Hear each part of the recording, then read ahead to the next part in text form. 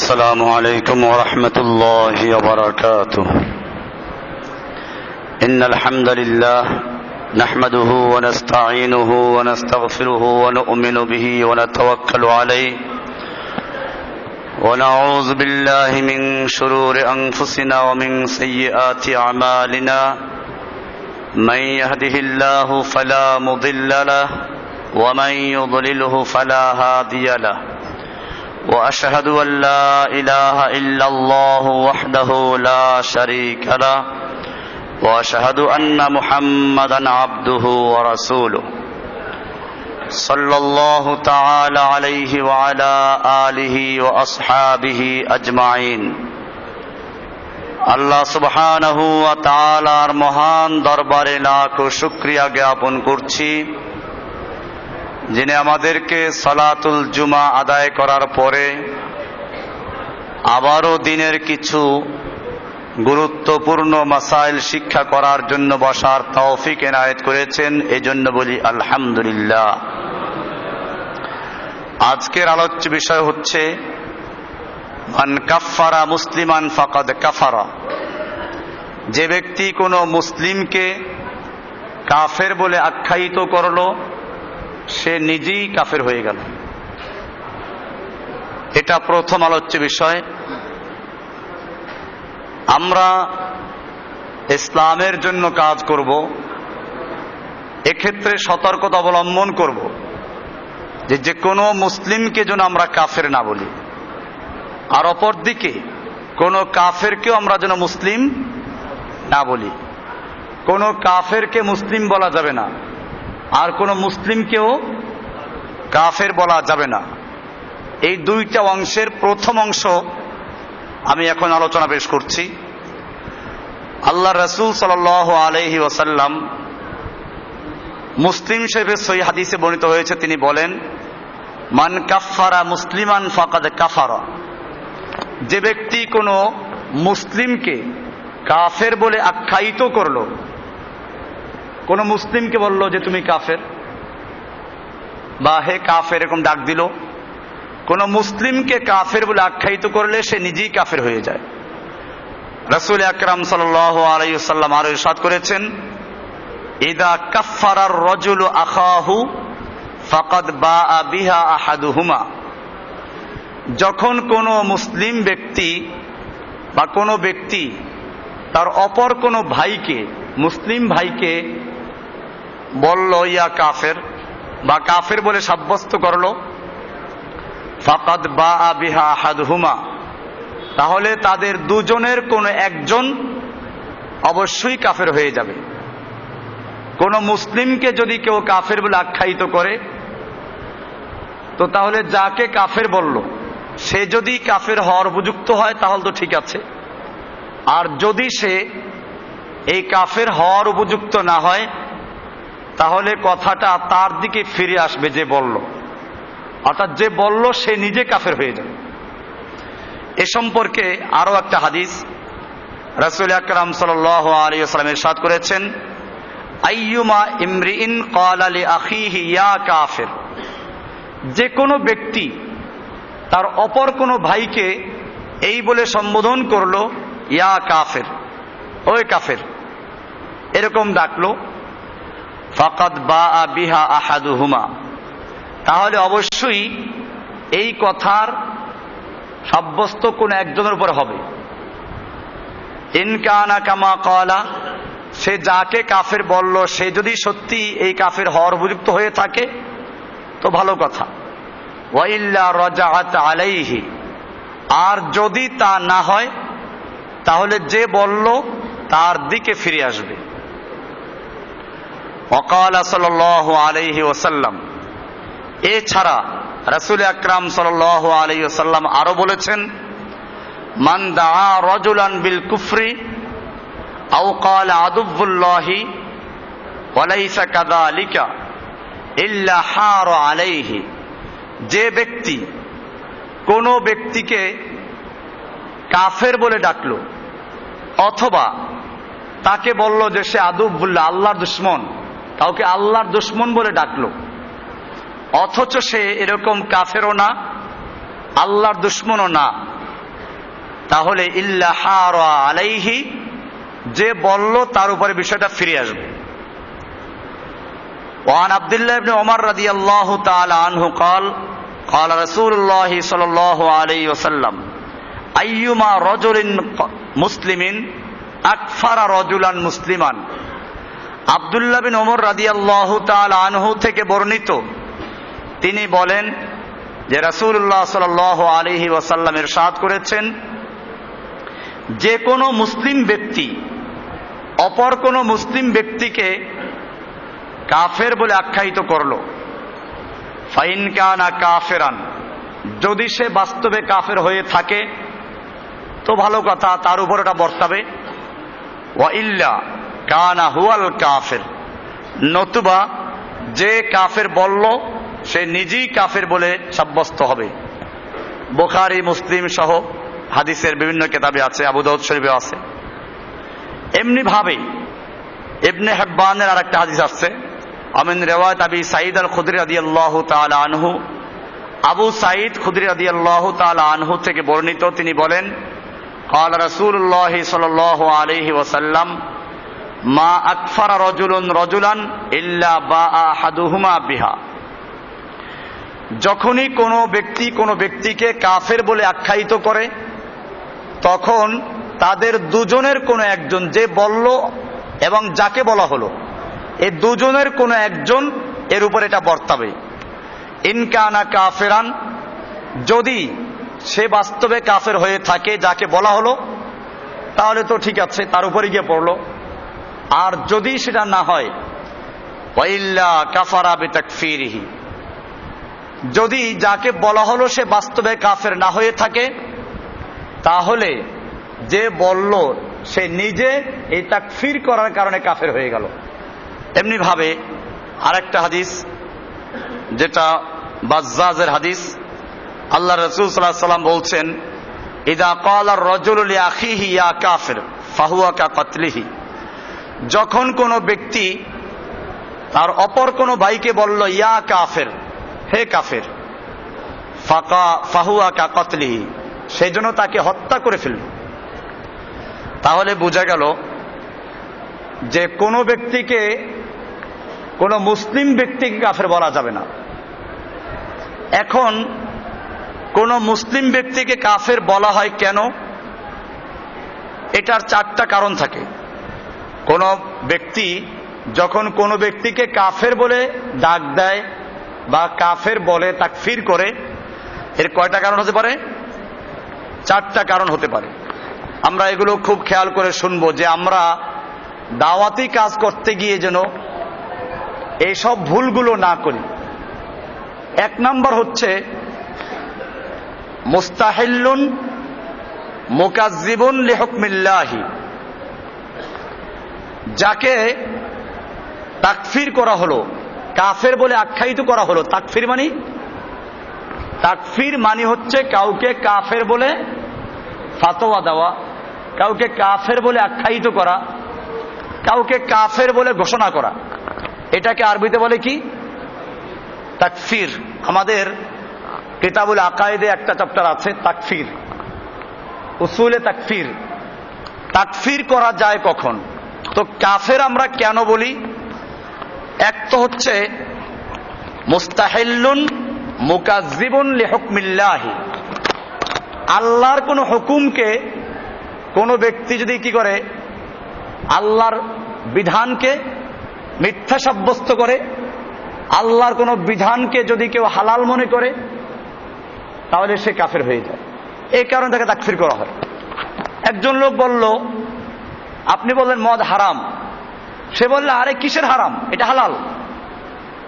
আল্লাহ বললেন সুদ হারাম, সে বলল আরে কিসের সুদ হারাম, সুদ হালাল। সুদ খেলে কি হয়? সুদ তো ব্যবসার মতোই। এরকম কথা বলল।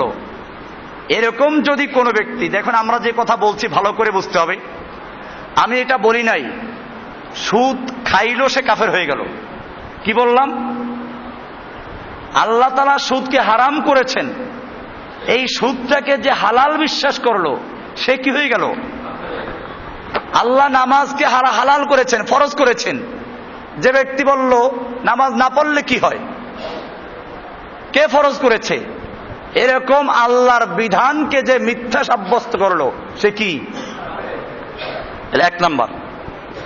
দুই নাম্বার হচ্ছে ওয়াহাজিউন লাইবুন, উপহাস করে মজাক করে কোনো ব্যক্তি আল্লাহর বিধানকে তুচ্ছ তাচ্ছিল্য করলো, কৌতুক করে, তাহলে সেও কাফের হয়ে যায়।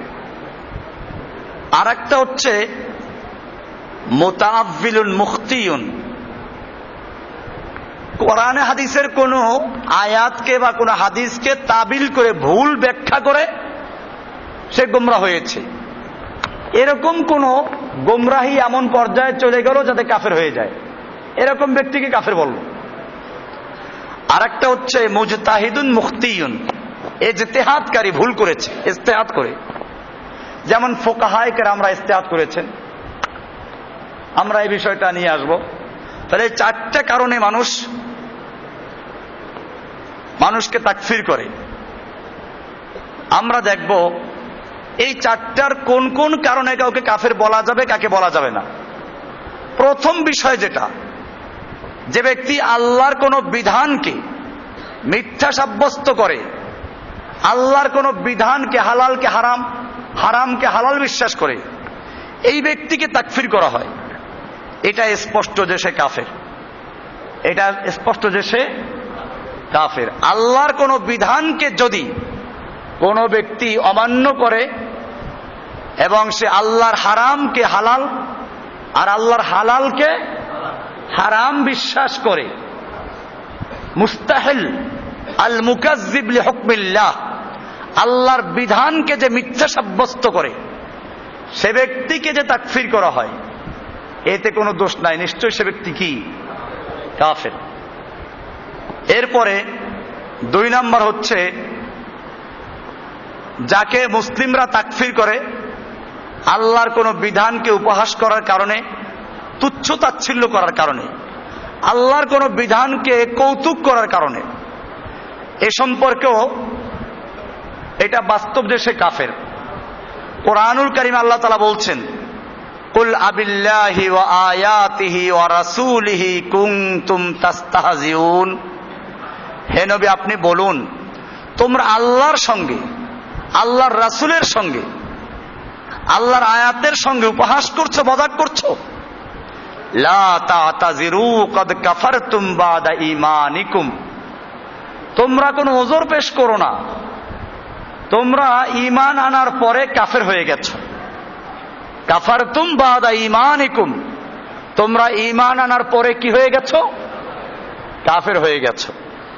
এটা নাজিল হয়েছিল মূলত আল্লাহর রাসূল সাল্লাল্লাহু আলাইহি সাল্লামের সঙ্গে একদল লোক যুদ্ধে গিয়েছিল। ফেরার সময় মদিনার কিছু মুনাফিকরা বলা বলি করতে লাগলো, আল্লাহর রাসূল সাল্লাল্লাহু আলাইহি সাল্লামকে নিয়ে, সাহাবীদেরকে নিয়ে উপহাস করলো। আমাদের এই যে কারি সাহেবরা, মা রাইনা মিসলাকুর রাইনা হাউলা আরগাবু বুতুনান ওয়ালা আকযাবু আলসুনান ওয়ালা আজবুন ইনদাল লিকা, এই লোকগুলোর মতো পেটুক আর এই লোকগুলোর মতো মিথ্যাবাদী আর এই লোকগুলোর মতো কাপুরুষ আর দেখি নাই। মিথ্যাবাদী বলতে তারা বোঝাচ্ছে আল্লাহ আল্লাহ রসুল যে কথাগুলো বলেন এগুলো কি কবে কি সত্য হবে, এটা তারা বলল। আল্লাহ তাআলা আল্লাহ রাসূল সাল্লাল্লাহু আলাইহি সাল্লামকে জানিয়ে দিলেন ওহীর মাধ্যমে। এই লোকগুলো এসে বলল, না আমরা তো আসলে এগুলো বাস্তবে বলি নাই, আমরা রাতের বেলায় উটের গতি বৃদ্ধির জন্য কৌতুক করছিলাম, বাস্তবে আমরা এগুলো বলি নাই। আল্লাহ তাআলা আয়াত নাজিল করে দিলেন, কুল আবিল্লাহি ওয়া আয়াতিহি ওয়া রাসূলিহি কুনতুম তাস্তাহজিউন, হে নবী আপনি বলুন তোমরা আল্লাহর সঙ্গে, আল্লাহর আয়াতের সঙ্গে এবং আল্লাহর রাসূলের সঙ্গে উপহাস করছো। লা তা'তাযিরু, না তোমরা খবরদার ওযর পেশ করো না। ক্বাদ কাফারতুম বাদা ঈমানিকুম, তোমরা তোমাদের ঈমান আনার পরে কাফের হয়ে গেছো। তাহলে এখানে কাফের হয়ে গেল কিসের কারণে?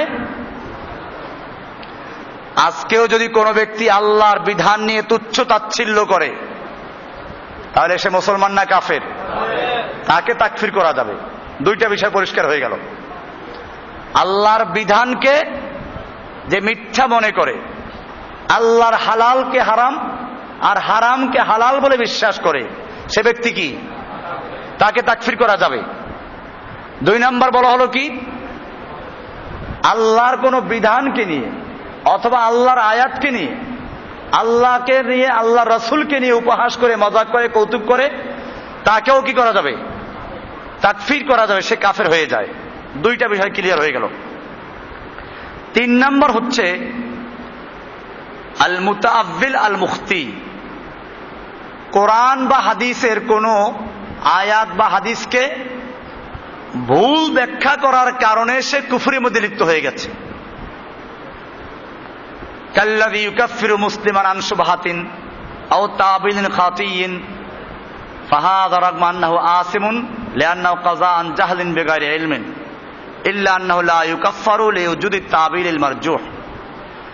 যে ব্যক্তি কোনো আয়াত বা হাদিসের ভুল ব্যাখ্যা করার কারণে সে কি করলো? আয়াত বা হাদিসের ভুল ব্যাখ্যা করার কারণে কুফরিতে লিপ্ত হলো, এই লোকটাকে তাকফির করা যাবে না। কি বললাম? একে তাকফির করা খুব ভালো করে আমাদের খেয়াল রাখতে হবে। আমরা অনেককে বেদাতি বলি, মুবতাদে বলি, কিন্তু কাফের বলতে আমরা সাবধান থাকি। কি জন্য? যদি কোনো আয়াতের ভুল ব্যাখ্যা করার কারণে, এবং ওই ব্যাখ্যা করার সুযোগ আছে, খুব খেয়াল, দুইটা শর্ত। ওই আয়াতের মধ্যে ওই ভুল ব্যাখ্যা করার কি আছে? সুযোগ আছে। যেমন মনে করেন একজন সাহাবী, সে কোরআনের আয়াত পড়লো যে রমজানের রাতের বেলায় খেতে থাকো, পান করতে থাকো, অকুলু অশরাবু, তোমরা খাও পান করো, কতক্ষণ? হাত্তা ইয়াতাবায়্যানা লাকুমুল খাইতুল আবিয়াদু মিনাল খাইতিল আসওয়াদি মিনাল ফাজর, যতক্ষণ পর্যন্ত কালো সুতা আর সাদা সুতা স্পষ্ট না হয়ে যায়। লোকটা করলো কি, বালিশের নিচে দুইটা সুতা রাখলো, একটা কালো সুতা আর একটা সাদা সুতা। এটা রেখে ভোর রাত্রে খেতে লাগলো, আর বালিশের দিকে তাকায় যে ওই যে কালো সুতাটা আর সাদা সুতাটা দুইটা আলাদা দেখা যায় কিনা। দেখা যায় না, খেতে লাগলো। ফজরে আজান হয়ে গেল, তারপরও ওই সাদা আর কালো সুতা স্পষ্ট দেখা যায় না। উনি আল্লাহ রাসূল সাল্লাল্লাহু আলাইহি সাল্লামকে জিজ্ঞেস করলেন, ইয়া রাসূলুল্লাহ, কোরআনে তো আল্লাহ তাআলা বলেছেন তোমরা খেতে থাকো, পান করতে থাকো, যতক্ষণ পর্যন্ত সাদা সুতা আর কালো সুতা, সাদা সুতা হাত্তা ইয়াতাবায়্যানা লাকুমুল খাইতুল আবিয়াদু মিনাল খাইতিল আসওয়াদি মিনাল ফাজর, সাদা সুতা কালো সুতার থেকে আলাদা দেখা যায়, এটা না দেখা পর্যন্ত খেতে থাকো। আমি তো খেতে রইলাম, কিন্তু এত সূর্য উদয় হয়ে গেছে, তারপরেও তো এটা দেখা যায় নাই। আল্লাহর রাসূল সাল্লাল্লাহু আলাইহি ওয়াসাল্লাম হেসে বললেন, তোমার বালিশ তো মাশাআল্লাহ খুব বড়, যে একেবারে সুবহে সাদেক আর রাত্র তুমি বালিশের তলে ঢুকেই দিয়েছো। এরপরে বললেন যে না, তোমার এইটা না, এখানে আসল উদ্দেশ্য হচ্ছে কালো সুতা বলতে সুবহে সাদেক এর আগে যে কালো, আর সাদা সুতা বলতে সুবহে সাদেক, ওই যে পূর্ব আকাশ সূর্যোদয়ের আগে যে পশ্চিমে সাদা হয়ে যায় পূর্ব আকাশ, ওটা হলো সাদা সুতা। এখানে কিন্তু লোকটা ভুল করেছে। আল্লাহ রাসূল সাল্লাল্লাহু আলাইহি ওয়াসাল্লাম এই ভুলের কারণ তাকে কি করেন নাই? তিরস্কার করেন নাই, কাফেরও বলেন নাই। কারণ একটা আয়াতের সে ভুল ব্যাখ্যা করেছে, তাবিল করেছে। এটাকে বলে কি? তাবিল। তাবিল করা, আয়াতটাকে ব্যাখ্যা করা। আর ওই ব্যাখ্যা করার সুযোগ ওখানে ছিল, ব্যাখ্যা করার অবকাশ ছিল। তাহলে এক তো হলো ভুল ব্যাখ্যা করলো, এবং সে ভুল ওইখানে বুঝার কি ছিল? অবকাশ ছিল। আল্লাহর রাসূল ব্যাখ্যাও দেন নাই। সেই কারণে যদি কোনো ব্যক্তি ভুল ব্যাখ্যা করে কি হয়, কোনো বিভ্রান্তির মধ্যে পড়ে যায়, কুফরির মধ্যে পড়ে যায়, তাহলে তাকে কাফের বলা যাবে না। আপনি এখন প্রশ্ন করবেন যে ওই যে ওয়াবুদ রাব্বাকা হাত্তা ইয়াতিয়াকাল ইয়াকিন, যেটা জুমায় বললাম যে ফকিররা তাবিল করে, পীররা অনেক তাবিল করে, তুমি তোমার রবের ইবাদত করতে থাকো যতক্ষণ পর্যন্ত ইয়াকিন না আসে। তো তারাও তো তাবিল করেছে। ইয়াকিন মানে তারা বসে আকীদা, চূড়ান্ত বিশ্বাস, তাহলে তারা কেন গোমরা হয়ে যাবে, তারা কেন কাফের হয়ে যাবে? আমরা বলবো হ্যাঁ, তারা কাফের হতো না যদি আল্লাহর নবী এর কোনো ব্যাখ্যা না দিতেন। আল্লাহর নবীর পক্ষ থেকে যদি কোনো ব্যাখ্যা না দেওয়া থাকতো আর তারা আয়াতের ভুল বুঝতো, আমরা তাদেরকে তাকফির করতাম না, তাদেরকে বরং গোমরা বলতাম। কি বলতাম? গোমরা বলতাম, বিভ্রান্ত বলতাম। কিন্তু আল্লাহর নবীর যেখানে ব্যাখ্যা দেওয়া আছে সেই ব্যাখ্যাটাকে বাদ দিয়ে যারা নিজেরা মন গড়া ব্যাখ্যা করবে, তারা এই আমাদের আলোচনার আওতাভুক্ত হবে না। আমরা বলছি যারা কোরআন এবং হাদিসের কোন আয়াত বা হাদিসের ভুল ব্যাখ্যার কারণে বিভ্রান্তির মধ্যে পড়ে গেছে এবং ওই ভুল ব্যাখ্যা করার সুযোগও আছে, আয়াতের মধ্যে হাদিসের মধ্যে অবকাশ আছে, তাহলে তাকে তাকফির করা যাবে না।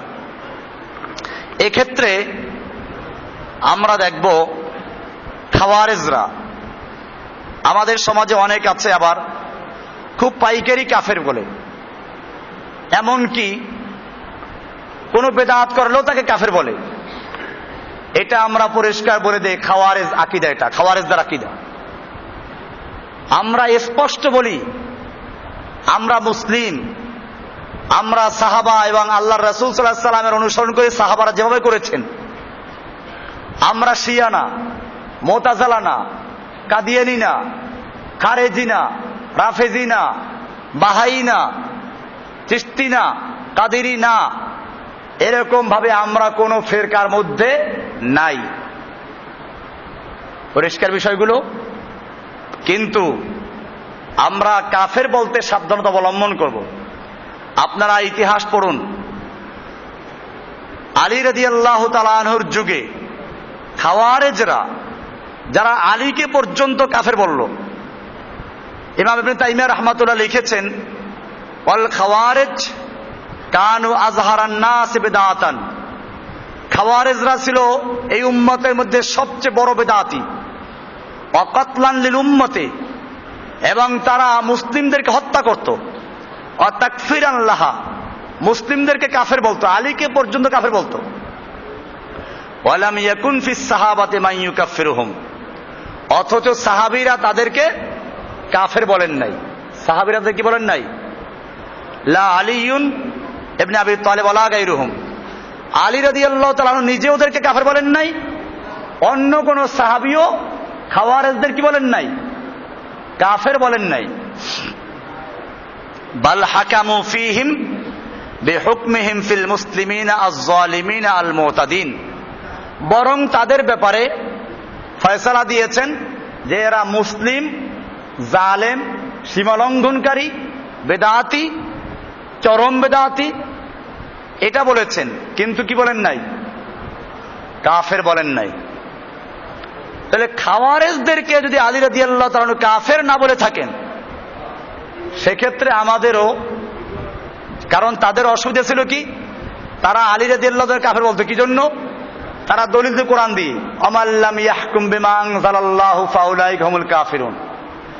আলী রাদিয়াল্লাহু তাআলা আনহু জঙ্গে সিফফিনের সময় কি করেছিলেন?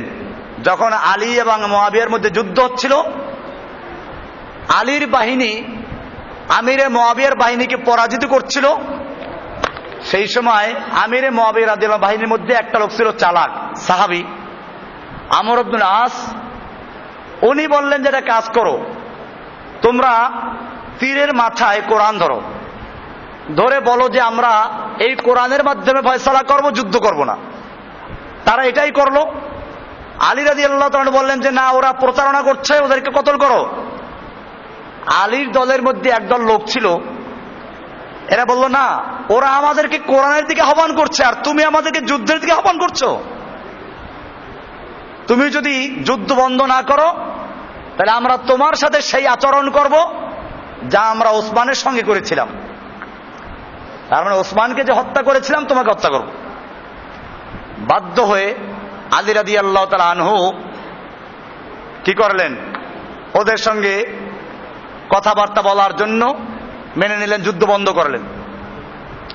যুদ্ধের বন্ধের পরে সমঝোতা হলো যে আলীর পক্ষ থেকে একজন সালিশ নিয়োগ করা হবে আর আমিরে মুআবিয়ার পক্ষ থেকে একজন সালিস নিয়োগ করা হবে। এই দুইজনে 6 মাস আলোচনা করবে, সিদ্ধান্ত দিবে, এবং উভয় পক্ষ যে সিদ্ধান্ত দেয় ওটা মেনে নিবে। এই যে খারেজিরা, এরা বলল দেখো আলী তুমিও কাফের হয়ে গেছো, আমিরে মুআবিয়াও কাফের হয়ে গেছে, কারণ তোমরা কোরআনের বিরুদ্ধে তৃতীয় সালিশ মেনেছো। দেখেন কি ব্যাখ্যাটা করলো, অথচ এটা তো কাফের হয়ে যায় না। কারণ সালিশ বানানো, এই সালিশদেরকে দায়িত্ব দেওয়া হয়েছে যে এরা কোরআন সুন্নাহ মোতাবেক একটা সমাধানে আসবে, এটা কোরআন সুন্নাহর বাইরে না। তাছাড়া সালিশ নিয়োগ করা যায়, বিয়ের মধ্যে আছে, স্বামী স্ত্রী যদি কোনোভাবে বোনাবুনি না হয় তাহলে কি করবে?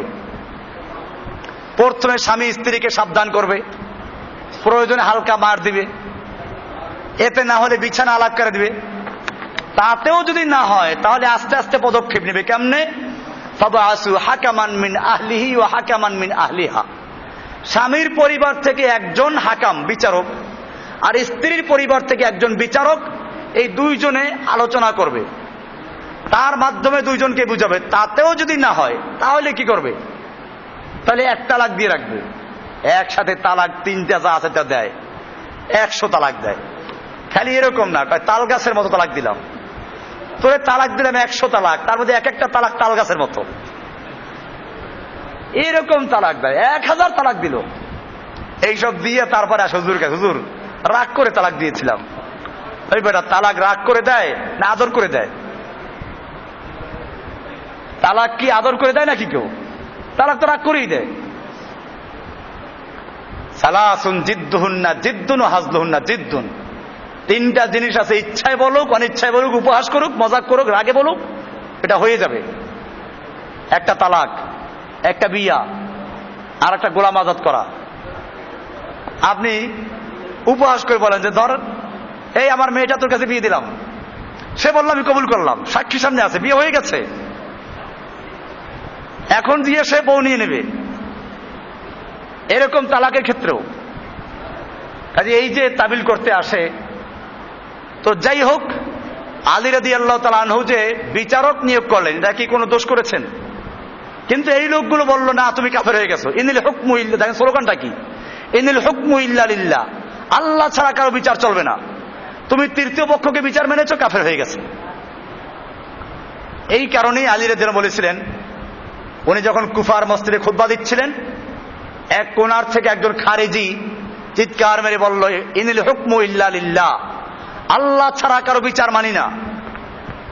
আলী রাদিয়াল্লাহু তাআলা আনহু তখন তার সেই ঐতিহাসিক বাক্য বচন বলেছিলেন, তিনি বলেছিলেন কালিমাতু হাক্কিন উরিদা বিহাল বাতিল, কথাটা সত্য উদ্দেশ্যটা খারাপ, কথা সত্য মতলব খারাপ, এটা আলী তখন বলেছিলেন। তো যাই হোক, এই খারেজিদেরকে যেহেতু কোরআন দিয়ে তারা দলিল পেশ করেছে, কোরআনের আয়াতের অপব্যাখ্যা করেছে তারা, এ কারণে তাদেরকে তাকফির করা হয় নাই। সুতরাং আমরা কোন মুসলিমদেরকে যারা আল্লাহর বিধান মানে, শর্ত আল্লাহর বিধান মানে, আল্লাহর বিধানকে অমান্য করে না, তুচ্ছ তাচ্ছিল্য করে না, আমলগতভাবে কোনো গুনাহে কাবিরা করলো, আমরা তাকে তাকফির করব না। কি করব না? কাফের বলবো না, যদি সে কোনো আয়াতের ভুল ব্যাখ্যার কারণে বা কোনো হাদিসের ভুল ব্যাখ্যার কারণে এমনটা করে থাকে। আমরা খারেজিদের কি দেখলাম যে খাওয়ারেজরা এরা ওসমানকে কাফের বলেছে, আলীকে কাফের বলেছে, এমনকি তাদের ওই দলের বিরুদ্ধে যারা ছিল তাদের সবাইকে কাফের বলেছে। আমাদের দেশেও আছে কিন্তু এরকম লোক, তাওহীদের দাওয়াত দিতে গিয়ে বেশিগুলো বাড়াবাড়ি। এটা আমি আপনাদেরকে বলি, আপনারা তাওহীদের দাওয়াত দেয় দেখলেই পাগল হয়ে যান না। তাওহীদের দাওয়াত দেয়, এর মধ্যে খারেজি আছে, বাংলাদেশে এখন সব আছে, বাহাই আছে। আপনারা যারা শান্তিনগর গেছেন, শান্তিনগর ওই যে কর্ণফুলী গার্ডেন সিটি মার্কেট, ওটার পাশ দিয়ে যে গলি ঢুকেছে, ওই গলিতে ঢুকতে ডান পাশে দেখবেন একটা বাড়ি আছে, লেখা আছে বাহাই, কি আছে, বাহাই অফিস। বাহাই একটা দল, একটা মতবাদ, এরা মুসলমান দাবি করে, জঘন্য মতবাদ এদের। এরা ওই কয়জন ছাড়া সব কাফের। এরকম খাওয়ারে যাচ্ছে, আপনার আশপাশেই আছে, আমাদের এইখানেও ছিল। এরা বলতো রফলিয়াদান না করলে কাফের, আমিন জোরে না বললে কাফের। আমরা গোমরা বলি, আমি কি কাফের বলছি? এই যে আজকে অনেক ফেরকার নাম ধরে বলছি, কাফের বলছি নাকি? কাফের বলছি কাউকে? কাফের বলতে আমরা সাবধান অবলম্বন করব, গোমরা ফেরকা। বাকি হচ্ছে তাকফির করার ক্ষেত্রে আমরা খুব সতর্কতা অবলম্বন করতে হবে, পাইকারি ভাবে তাকফির করা যাবে না। এজন্য এই খাওয়ারেজদেরকে দেখেন, খাওয়ারেজদেরকে এরা কত বড় জঘন্য কাজ করেছে। ওসমানকে কাফের বলেছে, আলীকে কাফের বলেছে, আলী এবং ওসমানকে আমির মুমিনকে কাফের বলেছে। এদের দুই দলের পক্ষে যত লোক ছিল সব কাফের হয়ে গেছে। কথাগুলো কত সুন্দর, আল্লাহ ছাড়া কারো বিধান মানি না, ইনিল হুকমু ইল্লা লিল্লাহ। তো এই লোকগুলোকেও আলী রাদিয়াল্লাহু তাআলা আনহু কাফের বলেন নাই। কেন বলেন নাই? কারণ তারা কোরআনের একটা আয়াতকে ভুল বুঝার কারণে, অবব্যাখ্যা করার কারণে এই বিভ্রান্তির মধ্যে পড়েছিল। এরপরে 4 নাম্বার, যাদেরকে মানুষ তাকফির করে, আল মুজতাহিদ আল মুখতি, ভুল ইজতিহাদ করার কারণে যারা বিভ্রান্তির মধ্যে আছে। একটা প্রশ্ন আছে এখানে যে ইমাম সাহেব, তাহলে মাযহাবীদের কোন দল হবে? দয়া করে বলবেন কি? দেখেন, মাযহাবীদের যে বিষয়টা, এটা আকীদার উপরে ভিত্তি করে ফিরকা হয় নাই। শিয়া, মুতাজিলা, কাদিয়ানি, রাফেজি, খারেজি, জাহমিয়া, মুরজিয়া, মুশাব্বিহা, চিশতিয়া, কাদেরিয়া, নকশবন্দিয়া, মুজাদ্দিদিয়া, সাবেরিয়া, চিশতিয়া, যত তরিকা আছে, এই সব তরিকার ভিত্তি আকীদার উপরে। কিসের উপরে? আকীদাগত কারণে। কিন্তু মাযহাবী যে ইখতিলাফটা, এটা এই জাতের না। এটা খুব আপনারা ভালো করে বোঝার চেষ্টা করবেন। আপনারা কেবল ফেরকা মনে করলেই বুঝেন সব এক দলের। মাযহাবী ফেরকাটা এই জাতীয় না। মাযহাবী ফেরকাটা হচ্ছে কি, ফিকহার মাসালা বের করতে গিয়ে ইমামরা ইজতিহাদ করেছেন, ইজতিহাদ করতে গিয়ে কেউ ভুল করেছেন। যেমন মনে করুন, আমিন জোরে বলবে না আস্তে বলবে। এখন একটা হাদিসে, তিরমিজির হাদিসটা দেখবেন, ওয়াইল ইবনে হুজুর থেকে বর্ণিত হাদিসটা, সুফিয়ানের বর্ণনায় আসছে মাদ্দা বিহা সাওতাহু, আমিন জোরে বলেছেন। আর শোবার বর্ণনায় আসছে খাফাদা বিহা সাওতাহু, আমিন আস্তে বলেছেন। এখন ফুকাহায়ে কেরামরা এর মধ্যে কোনটা গ্রহণ করবেন? সহি একটাই,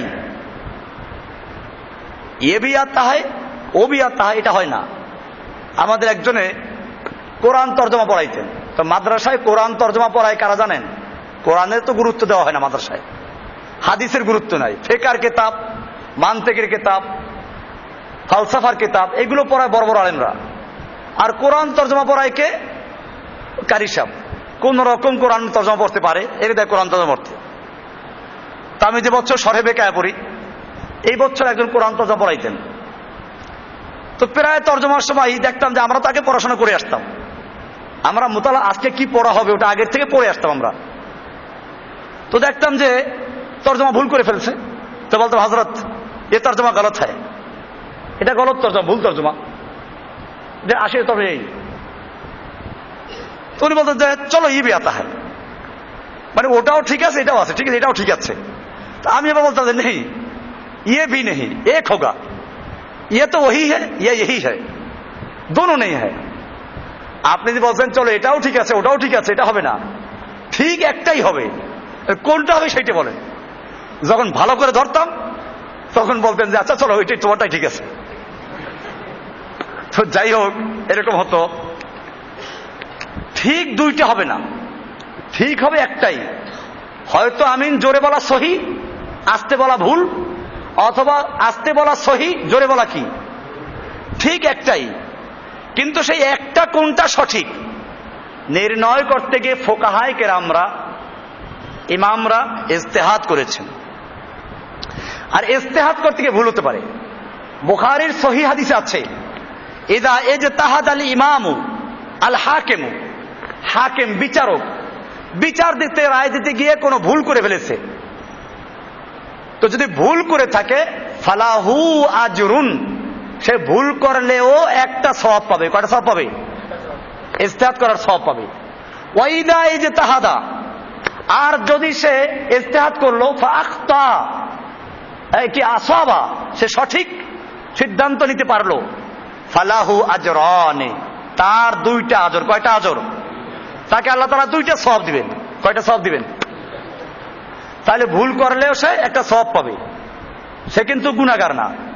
এই কারণে আমরা দেখি মুস্তাহিদ ইমাম যারা ছিলেন, আবু হানিফা বলেন, শাফি, মালিক, আহমদ বিন হাম্বল, ইমাম জুহরি, ইমাম ইসহাক, ইমাম অনেক, ইমাম খালি চারজন না, অনেক ইমাম। প্রত্যেক ইমামরাই চেষ্টা করেছেন কোরআন হাদিসের থেকে সহি মাসলাকে বের করার জন্য। এরপরে তারা বলেছেন, প্রত্যেক ইমামের বক্তব্য আছে, ইমাম আবু হানিফার বক্তব্য আছে রাহিমাহুল্লাহ, উসুলে ইফতার যত কিতাব আছে প্রায় কিতাবই আছে, ইমাম সাহেব বলেছেন ইজা সাহাল হাদিসু ফাহুয়া মাযহাবি, যখন কোন হাদিস সহি বলে প্রমাণিত হয় ওটাই আমার মাযহাব। ওটাই, তার মানে কি আমার নির্দিষ্ট কোনো মাযহাব নাই, হাদিস সহি যেটা হবে ওইটাই কি আমার মাযহাব, ওইটাই রাসূলের মাযহাব। উকুদ রাসমিল মুফতি, যারা বাংলাদেশ, ইন্ডিয়া, পাকিস্তানের সব হানাফি মাযহাবের যত দারুল ইফতা আছে প্রায় মাদ্রাসা পড়ানো হয়, এখানে লেখা আছে ইমাম আবু হানিফা রাহমাতুল্লাহ বলেছেন, লা ইয়াজুযু লিআহাদিন আন ইফতিয়া বিকাউলিনা, কোন আলেমের জন্য, কোন মুফতির জন্য বৈধ হবে না, জায়েজ হবে না আমাদের কথা দিয়ে ফতোয়া দেওয়া, যতক্ষণ না সে জানবে মিন আইনা আখাযনাহু, আমরা এটা কোত্থেকে গ্রহণ করলাম, কোরআন হাদিসের কোন দলিলের থেকে আমি গ্রহণ করলাম, এইটা না জানা পর্যন্ত কোন আলেমের জন্য, কোন মুফতির জন্য জায়েজ হবে না আমার কথা দিয়ে ফতোয়া দেওয়া। কে বলেছেন? এরকম সব ইমামরাই বলেছেন। তাহলে ইমামরা কি মাযহাব তৈরি করে গেছেন? ইমামরা কোন দল তৈরি করে গেছেন? ইমামরা কি বলে গেছেন যে আমরা ভুল বললেও তোমরা ওইটা কি ধরে রাখবে? না, ইমামরা সাধ্যমতো চেষ্টা করেছেন সহি জিনিসটাকে বলার জন্য। এরপরে আমাদেরকে বলে গেছেন আমাদের এই কথাগুলো যদি কোরআন সুন্নাহ মোতাবেক সহি দলিল দ্বারা তোমরা সহি পাও মানো, সহি না পাইলে তোমরা কি করো না, মানবে না। যে কারণে আমরা বলি আমরা ইমামদের বেলায় একই কথা বলবো, প্রত্যেক ইমামের কথা আমরা কোরআন হাদিস দিয়ে যাচাই করব, যাচাই করার পরে যদি ইমামের কথার সপক্ষে কোরআন বা হাদিসের সহি দলিল থাকে আমরা তাহলে মানব, আর যদি সহি দলিলের বিপরীতে হয় আমরা কি করব। এবং এটা হানাফিয়ারাও কোন, আমি বলি পরিষ্কার আপনারা ভালো করে বুঝেন, আজকে কোন মাযহাবের লোকেরা একজন ইমামকে মানে না। যদি কেউ দাবি করে আমি বলবো হয়তো সে নিজের মাযহাবকে বুঝে নাই, আর নইলে মিথ্যা বলে। আসুন হানাফি মাযহাবের লোকেরা ইমাম আবু হানিফাকে মানে কিনা।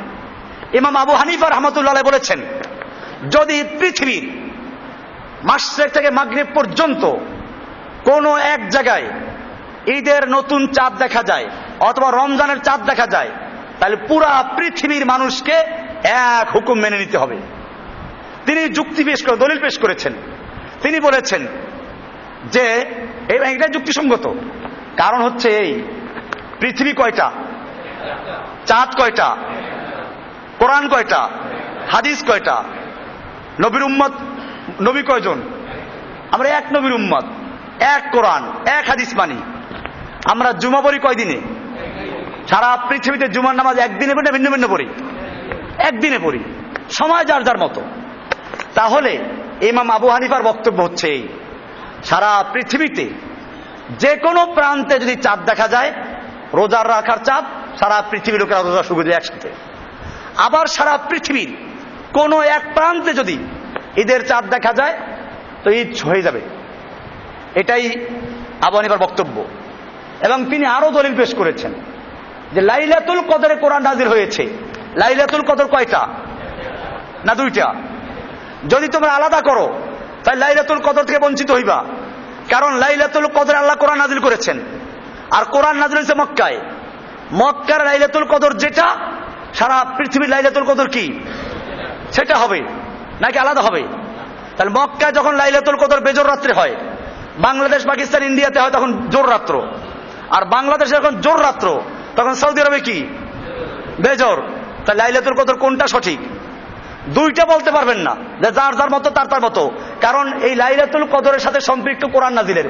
কোরআন তো আর 2 রাত্রে নাজিল হয় নাই, যে একবার নাজিল হয়েছে লাইলাতুল কদর সৌদি আরবেরটায়, আর একবার নাজিল হয়েছে লাইলাতুল কদর বাংলাদেশেরটায়। কোরআন কি 2বার নাজিল হয়েছে, একবার নাজিল হয়েছে? কোরআনকে আল্লাহ তাআলা লাইলাতুল কদর নাজিল করেছেন। কোরআনে স্পষ্ট আছে, ইন্না আনজালনাহু ফি লাইলাতুল কদর। আমি কোরআনকে নাজিল করেছি লাইলাতুল কদরে। লাইলাতুল কদর কয়টা?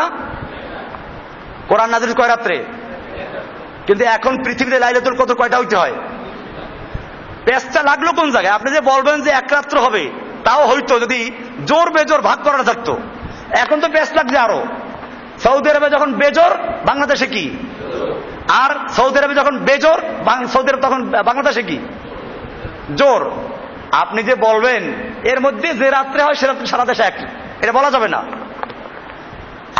আর যদি বলেন যে না লাইলাতুল কদর একটা, লাইলাতুল কদর কি সময় যার যার মতো, তাহলে আমরা বলবো যে জুমার দিন যেরকম জুমার নামাজ সারা বিশ্বে একদিনে পড়ি, সময়টা কার কার মতো? এখন আমরা জুমা পরে ফারেক হয়েছি, আরো 3 ঘন্টা পরে সৌদি আরবে কি হবে? এখন সৌদি আরবে লোকেরা জুমার নামাজ যাচ্ছে, যেহেতু 2:45 বাজতেছে, তার মানে 12:15। এখন হারাম শরীফের চতুর্দিকে পিঁপড়ার মতো লোকেরা জড়ো হচ্ছে। আরো আধা ঘন্টা পরে আজান হবে, আজান হয়ে তারপরে নামাজ পড়বে। তাহলে শুক্রবার একটাই ঠিক আছে।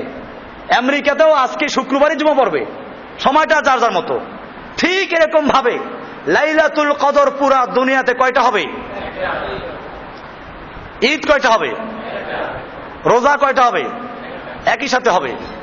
এই কথা বললে আমার দেশে আলেমরা কি বলে? আমরা তো নামাজ তো এক সময় পড়ি না। আমাদের কথা খেয়াল রাখবেন, নামাজ তো আমরা এক সময় পড়ি না, রোজা কেন একসাথে রাখবো? আমি বলি তোমার কথা 2 কারণে ভুল। এক হচ্ছে নামাজ আমরা এক সময় পড়ি না, ও রোজাও তো তুমি এক সময় রাখো না, এটা বলো না কেন? বাংলাদেশে কি সারা বাংলাদেশের এক কোণায় আর কোণায় একসাথে রোজা রাখে? একসাথে রোজা ভাঙ্গে? টাইমে ব্যস্ত আছে না? দিন একটা, টাইম কি? তো তোমার দেশের মধ্যেই যখন টাইম ভিন্ন ভিন্ন হিসাব করতেছো, না এক টাইমে করো।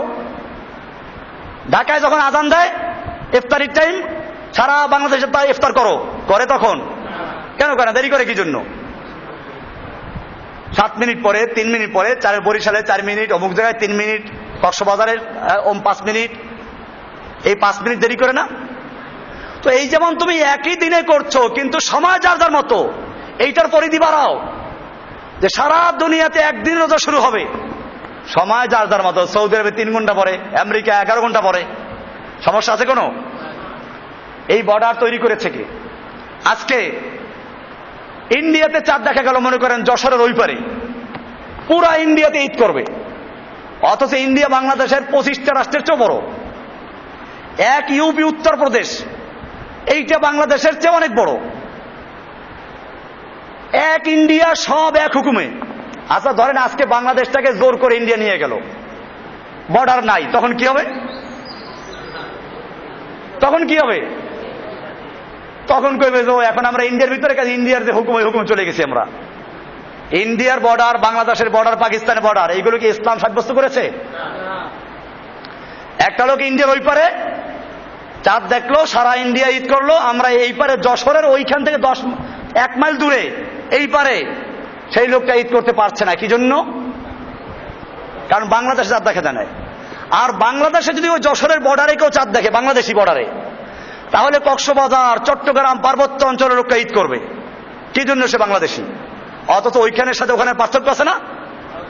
তো ওরা যে আলাদা হুকুম করো, যে বাংলাদেশের ঢাকায় আলাদা হুকুম, চিটাগাঙ্গে আলাদা হুকুম, সিলেটে আলাদা হুকুম, প্রত্যেক এলাকায় চাঁদ দেখতে হবে। কারণ আল্লাহ রাসূল সাল্লাল্লাহু আলাইহি ওয়াসাল্লাম বলেছেন, সুমু লিরুয়াতিহি ওয়া আফতিরু লিরুয়াতিহি, তোমরা চাঁদ দেখে রোজা রাখো আর চাঁদ দেখে রোজা ছাড়ো। তোমরা চাঁদ দেখো, কাজে তোমরা ঢাকার লোকেরা চাঁদ দেখো, বরিশালে চাঁদ দেখো, ইন্ডিয়াতে চাঁদ দেখো, পাকিস্তানে চাঁদ দেখো, পাকিস্তানের মধ্যে আবার ইন্ডিয়ার মধ্যে আবার প্রদেশ আলাদা হবে, জেলা আলাদা হবে, কক্সবাজার চাঁদ দেখো, পার্বত্য অঞ্চলে চাঁদ দেখো, সিলেটের চাঁদ দেখো। কেন? আল্লাহ রাসূল বলেছেন চাঁদ দেখে রোজা রাখো, চাঁদ দেখে রোজা ছাড়ো। খবরদার চাঁদ না দেখে রোজা রাখতে পারবি না। আপনারা কয়জনে চাঁদ দেখছেন এবার? তো চাঁদ দেখে রোজা রাখেন নাই, চাঁদ দেখে রোজা ছাড়েন নাই, কাজে একটা রোজা হয় নাই নাকি? কোন ফোকাহারা এটা বলেছেন? এটা বলেন নাই। বরং এই তোমরা বলতে কি বুঝায় তাহলে? তোমরা বলতে কি তাহলে? এখন আমাদের ওলামারা বলেন তোমরা বলতে এক এক দেশের লোকেরা। আরে এটা পাইলে কোথায়? তোমরা বলতে আল্লাহ রাসূল সাল্লাল্লাহু আলাইহি ওয়াসাল্লাম বলেছেন তোমরা চাঁদ দেখে রোজা রাখো, তোমরা চাঁদ দেখে রোজা রাখো। তার মানে গোটা মুসলিম উম্মার তোমরা বলতে কিছু লোকেরা যদি চাঁদ দেখে তার রোজা রাখা শুরু করে দাও, আর তোমাদের কিছু লোকেরা যে পৃথিবীর যে কোনো প্রান্তে ঈদের চাঁদ দেখে সবাই ঈদ করো। সহজ সমাধান হয়ে গেল না? এই ছিল আল্লাহ নবীর হুকুম। এটা ছিল আবু হানিফার বক্তব্য। আমি বলছিলাম আবু হানিফার বক্তব্য এইটা, এবং এটাই যুক্তিসঙ্গত। এটা হলে মুসলিম উম্মার মধ্যে আর 3 দিন ঈদ করা লাগে না, মুসলিম উম্মা অনেক দিন বঞ্চিত হয় না। আজকে যখনই আমরা বলি যে সারা দুনিয়াতে রোজা হবে একদিনে, ঈদ হবে একদিনে, তখন লোকেরা বলে তাহলে নামাজ তো আমরা এক সময় পড়ি না। আমি উত্তর দিলাম কি, যে নামাজ যেমন তুমি এক সময় পড়ো না, তোমার দেশে বসেও কি তুমি রোজা এক সময় রাখো এক সময় ছাড়ো? সময় যার যার মতো। আসল বিষয়টা হচ্ছে লোকগুলো জানে না, নামাজের সম্পর্ক হচ্ছে সূর্যের সাথে, আর রোজা ঈদের সম্পর্ক চাঁদের সাথে। আরো স্পষ্ট, দিন এবং তারিখ নির্ধারণ হয় চাঁদের মাধ্যমে, সময় নির্ধারণ হয় সূর্যের মাধ্যমে। আসুন, নামাজ রোজার সময়টা সম্পর্ক কার সাথে? নামাজ এবং রোজার সময়ের সম্পর্ক হচ্ছে সূর্যের সাথে। কেমনে দলিল নেন? আল্লাহ রাসূল সাল্লাল্লাহু আলাইহি সাল্লাম যখন নামাজ শিক্ষা দিলেন, ফজরের নামাজ কোন সময় হবে? সুবে সাদেক, মানে সূর্যের কিরণ যখন পৃথিবীর বুকে চলে আসে তখন থেকে শুরু হয়ে সূর্য ডুবার উদয়ের আগ পর্যন্ত ফজরের নামাজের সম্পর্ক কার সাথে? সূর্যের সাথে। জোহরের নামাজ কখন হবে? সূর্য যখন পশ্চিমবঙ্গে ঢলে পড়বে তখন থেকে শুরু করে সূর্যের আলো যখন 1 মেসাল চলে যাবে তখন। কার সাথে সম্পর্ক? আসরের নামাজ শুরু কখন হবে? ওই 1 মেসালের পরের থেকে 2 মেসাল পর্যন্ত, ডুবার আগ পর্যন্ত। আসরের নামাজের সম্পর্ক কার সাথে? মাগরিবের নামাজের টাইম কখন হবে? সূর্য ডুবার পরের থেকে। এশার নামাজের টাইম কখন হবে? সূর্যের আলো যখন কি হয়ে যাবে? ডুবে যাবে। পশ্চিম আকাশের যখন কি হবে? ওই যে আভা যখন ডুবে যাবে। তাহলে বুঝে গেল নামাজের গোটা ওয়াক্তের সম্পর্ক কার সাথে? এবারে রোজার সময়ের সম্পর্ক কার সাথে দেখেন। আল্লাহ তাআলা বলছেন সুম্মা আতিম্মুস সিয়ামা ইলাল লাইল, তোমরা সিয়ামকে পূরণ করো। সুবে সাদেক কি বলা আছে? কুলু ওয়াশরাবু, তোমরা খাও এবং পান করো, হাত্তা ইয়াতাবায়্যানা লাকুমুল খাইতুল আবিয়াদু মিনাল খাইতিল আসওয়াদি মিনাল ফজর, অর্থাৎ ফজর ওই যে সুবে সাদেক হওয়ার আগ পর্যন্ত এইখান থেকে তোমরা রোজা শুরু করো। সুম্মা আতিম্মুস সিয়াম, রোজা পূর্ণ করো কোন পর্যন্ত? ইলাল লাইল, রাত পর্যন্ত। তাহলে বোঝা গেল রোজার সময়ের সম্পর্ক কার সাথে? সূর্যের সাথে। আর দিন এবং তারিখের সম্পর্ক কার সাথে? চাঁদের সাথে। বিষয়টা ক্লিয়ার? তার মানে হচ্ছে তারিখ হবে পুরা দুনিয়াতে একটা। কয়টা? ইংরেজি তারিখ কয়টা হয়? বাংলা তারিখ কয়টা? তাহলে মুসলমানদের আরবি তারিখ কয়টা হবে? আচ্ছা, তারপরও যদি মানতে রাজি না হন তাহলে এবারে আমি আসব। এই যে আরবি তারিখটার নাম কি বলে? হিজরি সন। আরবি তারিখের নামটা কি? হিজরি সন। হিজরত করেছিলাম কি বাংলাদেশের লোকেরা, সেই জন্য হিজরি সন হয়েছে? আমাদের নেতারা বা বাংলাদেশের জাতির জনক হিজরত করে পাকিস্তান গিয়েছিলেন যেদিন, সেদিন থেকে হিজরি সন গণনা শুরু হয়েছে। বিষয়টা এমন। অথবা জাতির ঘোষক, জনক বললে আবার ঘোষক না বললে আবার কেউ না খুশ হইতে পারে। বোঝেন না কিছু? জনক আর কি? ঘোষক। ঘোষক যেদিন ঘোষণা করলেন সেদিন থেকে হিজরি সন গণনা করা হয়েছে। বিষয়টা এমন। বাংলাদেশের কোন বুজুর্গ যেদিন আত্মপ্রকাশ করেছেন সেদিন থেকে হিজরতের সন ঘোষণা করা হয়েছে। বিষয়টা এরকম, হিজরি সনটা ঘোষণা করা হয়েছে কোন দিন থেকে?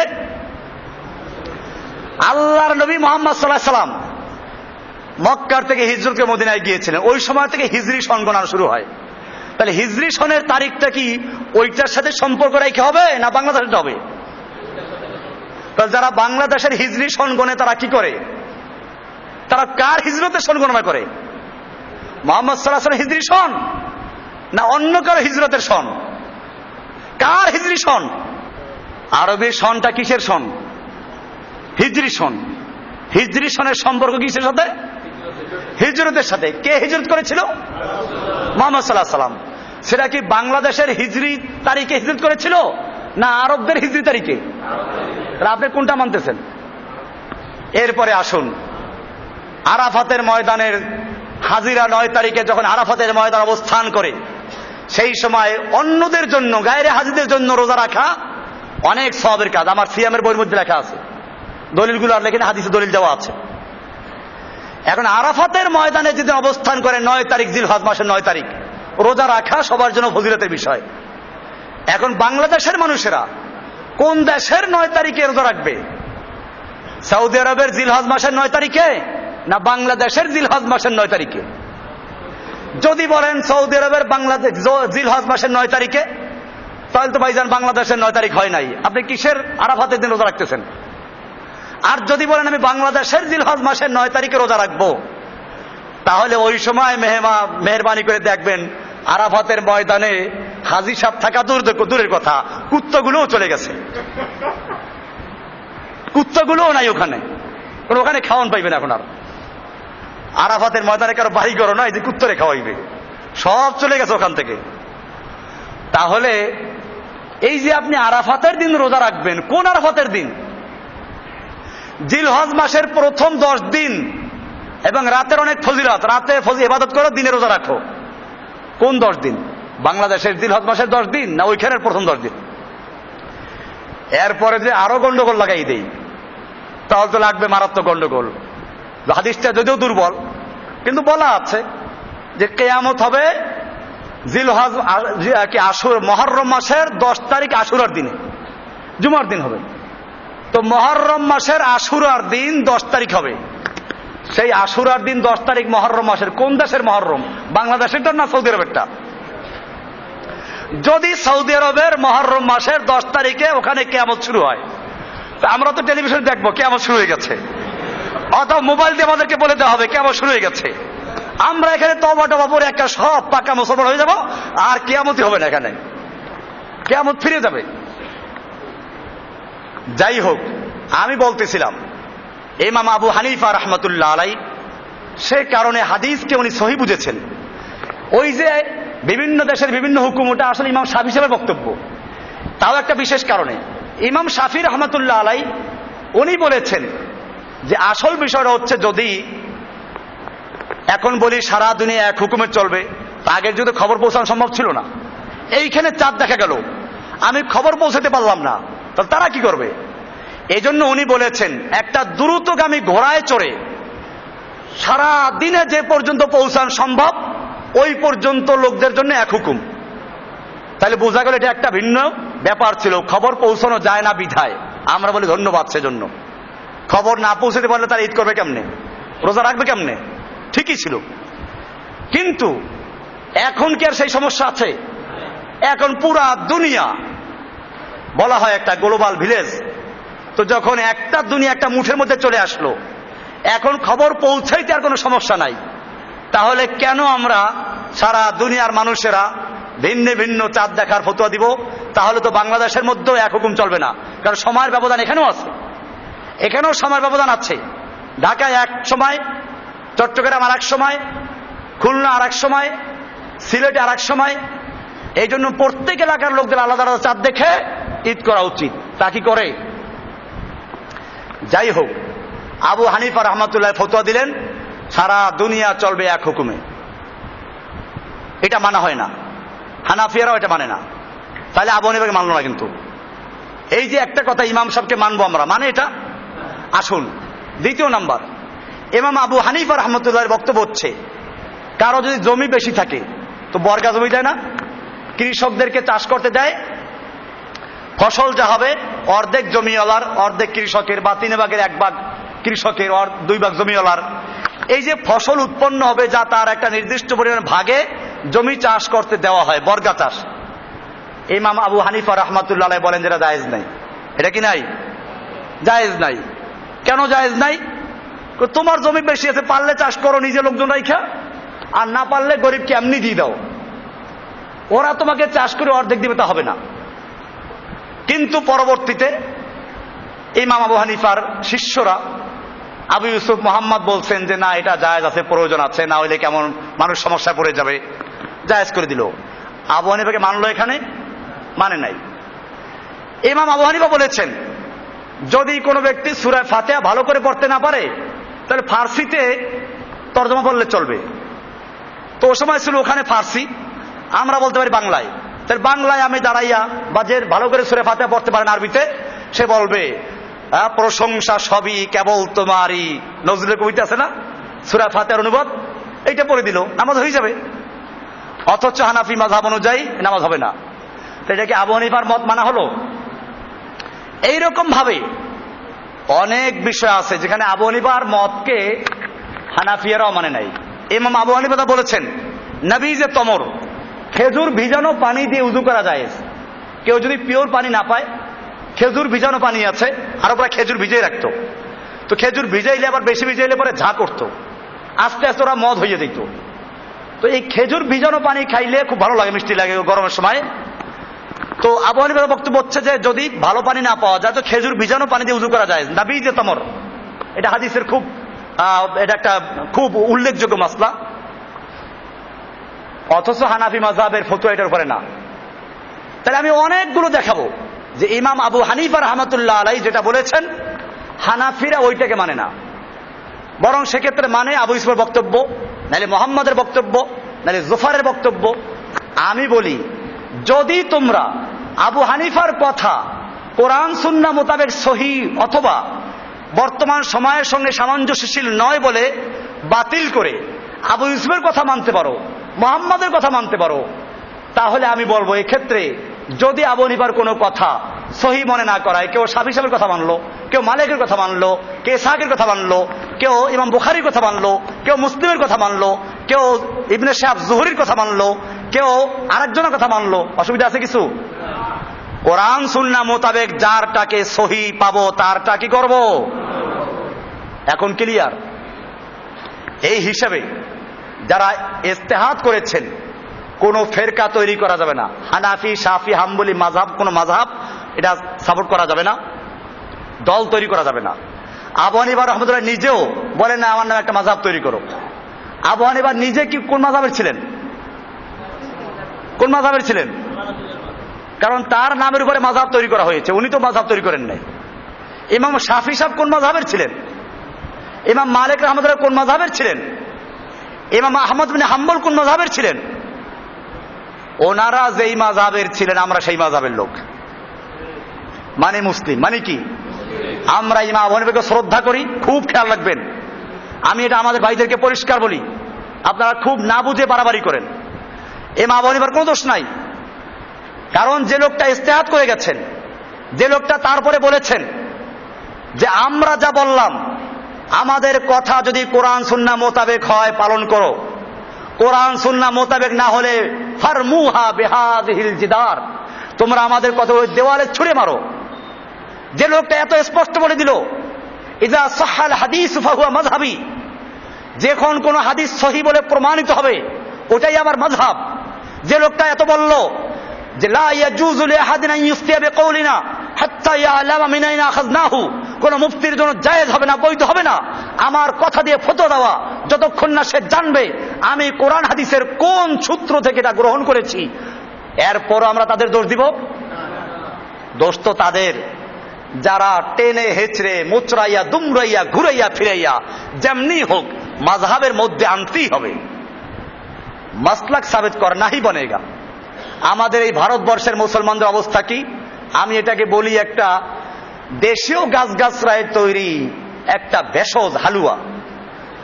এটা কি? শক্তিবর্ধক হালুয়া, হাব্বে মোকাব্বি। আগের যুগে ধনী লোকেরা কি করত? বউ থাকতো 10-12টা, তো এইগুলো রাখার জন্য আবার একটা শক্তিবর্ধক হালুয়া খাইতো। কি করত বোঝেন নাই? হাব্বে মোকাব্বি। এখনো গিয়ে দেখবেন ওই যে হাকিমি দাওয়াখানায় দেখবেন হাব্বে মোকাব্বি, বিভিন্ন ভেষজ গাছগাছরা লতা পাতা দিয়ে তৈরি করে। তো আমাদের এই দেশের মুসলমানরা যে ইসলাম পালন করে, এটা কেমন খেয়াল করেন। এই দেশের মুসলমানদেরকে আপনারা জানেন না, যারা জানে তাদের মাযহাব হলো হানাফি, কিন্তু তরিকা কিন্তু হানাফি না। তরিকা কি? তরিকা চিশতি, কাদরি, নকশবন্দি, মুজাদ্দিদি, সাবেরি। আবার দেখবেন আকীদার ক্ষেত্রে বলবেন কোন কোন মাযহাব মানো, তো বলবে আশআরী, মাতুরিদি। কি মানে? আবুল হাসান আশআরী আল মাতুরিদি, আবু মনসুর আল মাতুরিদি এদের মাযহাব মানে। এটাকে আমি এরকম বলি, হেলিকপ্টারের পাখা, ঠেলা গাড়ির চাকা, ট্রাকের মাথা। কি হলো? হেলিকপ্টারের পাখা, ঠেলা গাড়ির চাকা আর ট্রাকের মাথা, এই যোগ দিয়ে একটা গাড়ি তৈরি করে দিয়েছে ভেষজ ইসলাম। এটার নাম কি? मजहबन हनाफी है, अकीदतन अशारी मातुरीदी है और तसव्वुफ में चिश्ती, कादरी, नक्शबंदी, मुजद्दिदी है। बोलें नहीं? আমরা মযহাবের দিক থেকে হানাফি, আকীদার দিক থেকে আশআরী, মাতুরিদি, আর তরিকার দিক থেকে চিশতি, কাদেরি, নকশবন্দি, মুজাদ্দিদি, সাবেরি। কি ইসলাম এটা? কেন সবটা এক জায়গায় যাইতে পারো না? আমরাও স্পষ্ট বলি, हम मजहबन भी मोहम्मद सल्लल्लाहु अलैहि वसल्लम के मजहब मानते हैं इस्लाम, अकीदा में भी हम मोहम्मद सल्लल्लाहु अलैहि वसल्लम के अकीदा मानते हैं, तौहीद का अकीदा, और तरीका में भी हम चिश्ती, कादरी, नक्शबंदी, मुजद्दिदी मानते नहीं हैं। हम मानते हैं एक ही तरीका, मोहम्मद सल्लल्लाहु अलैहि वसल्लम के तरीका और साहबाए किराम के तरीका, वो इस्लाम के तरीका है। পরিষ্কার হয়ে গেল?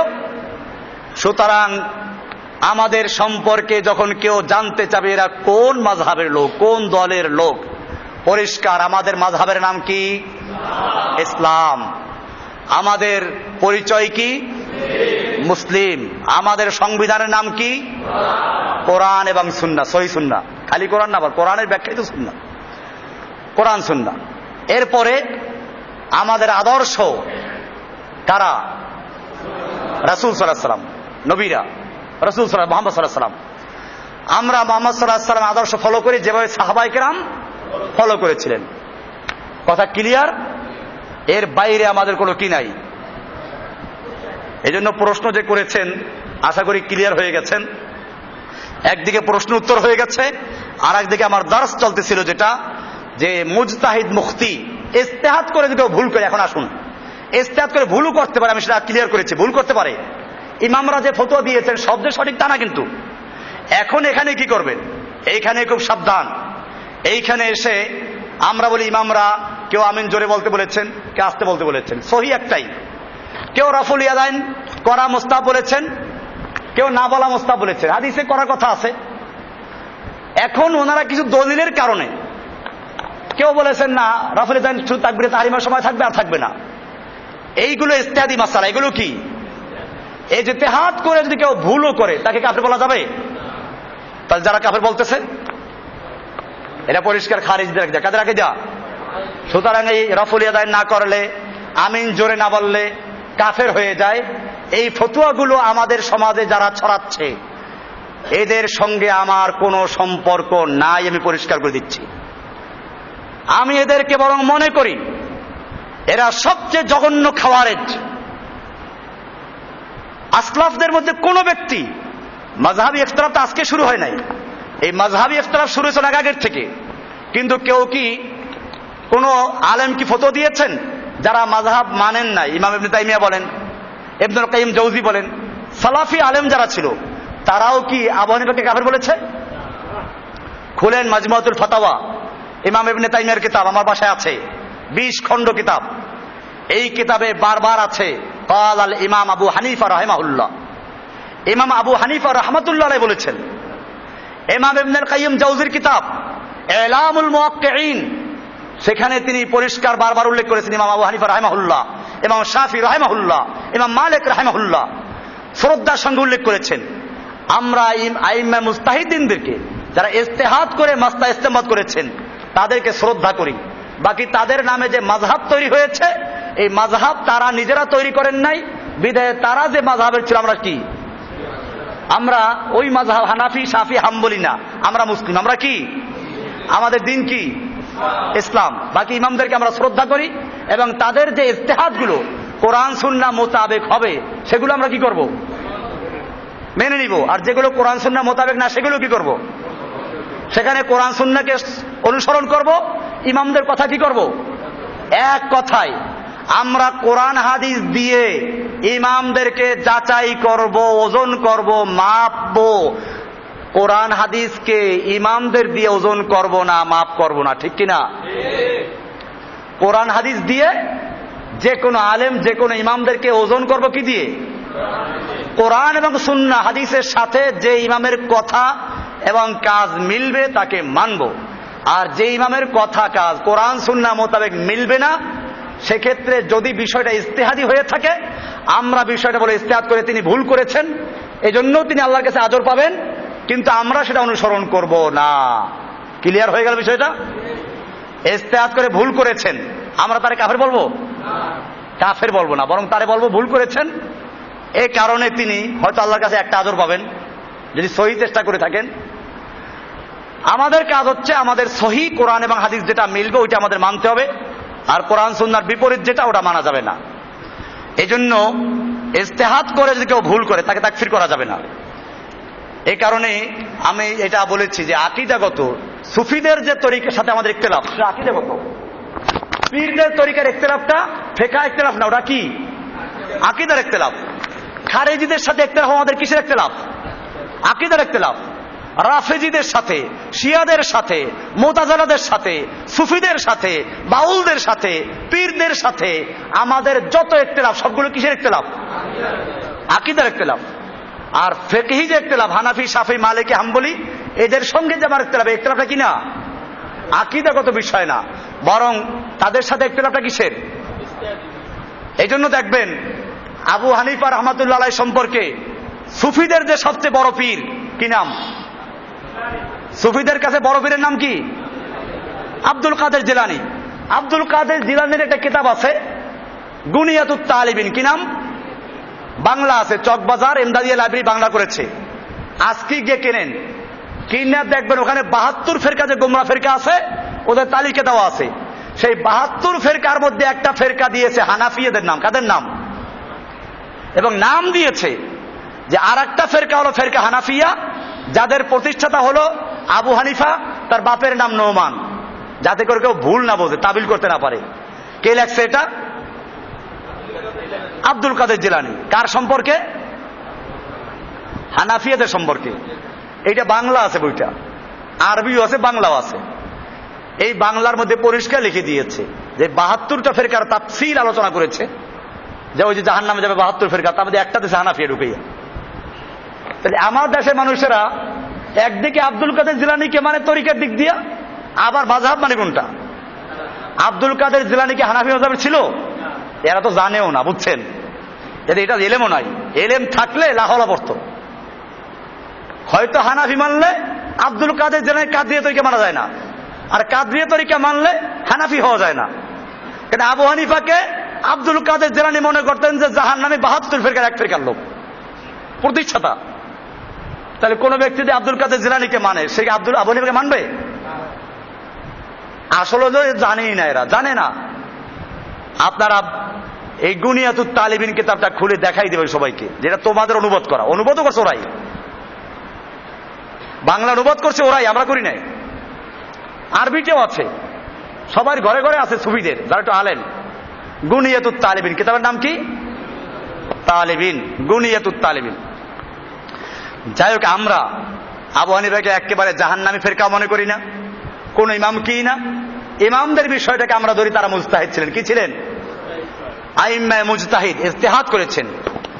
হ্যাঁ, তাদের নামে লোকেরা বাড়াবাড়ি করেছে। ফতুয়ায় স্বামী একটা আছে, মাশাআল্লাহ, সেইখানে ইমাম আবু হানিফার ফজিলত লিখতে গিয়ে ফতুয়ায়ে স্বামী হানাফি মাযহাবের একটা গুরুত্বপূর্ণ বইয়ের নাম, অনেক খণ্ড, এবং ফতুয়ায়ে স্বামীতে আছে বললে একেবারে ঠান্ডা হয়ে যায়।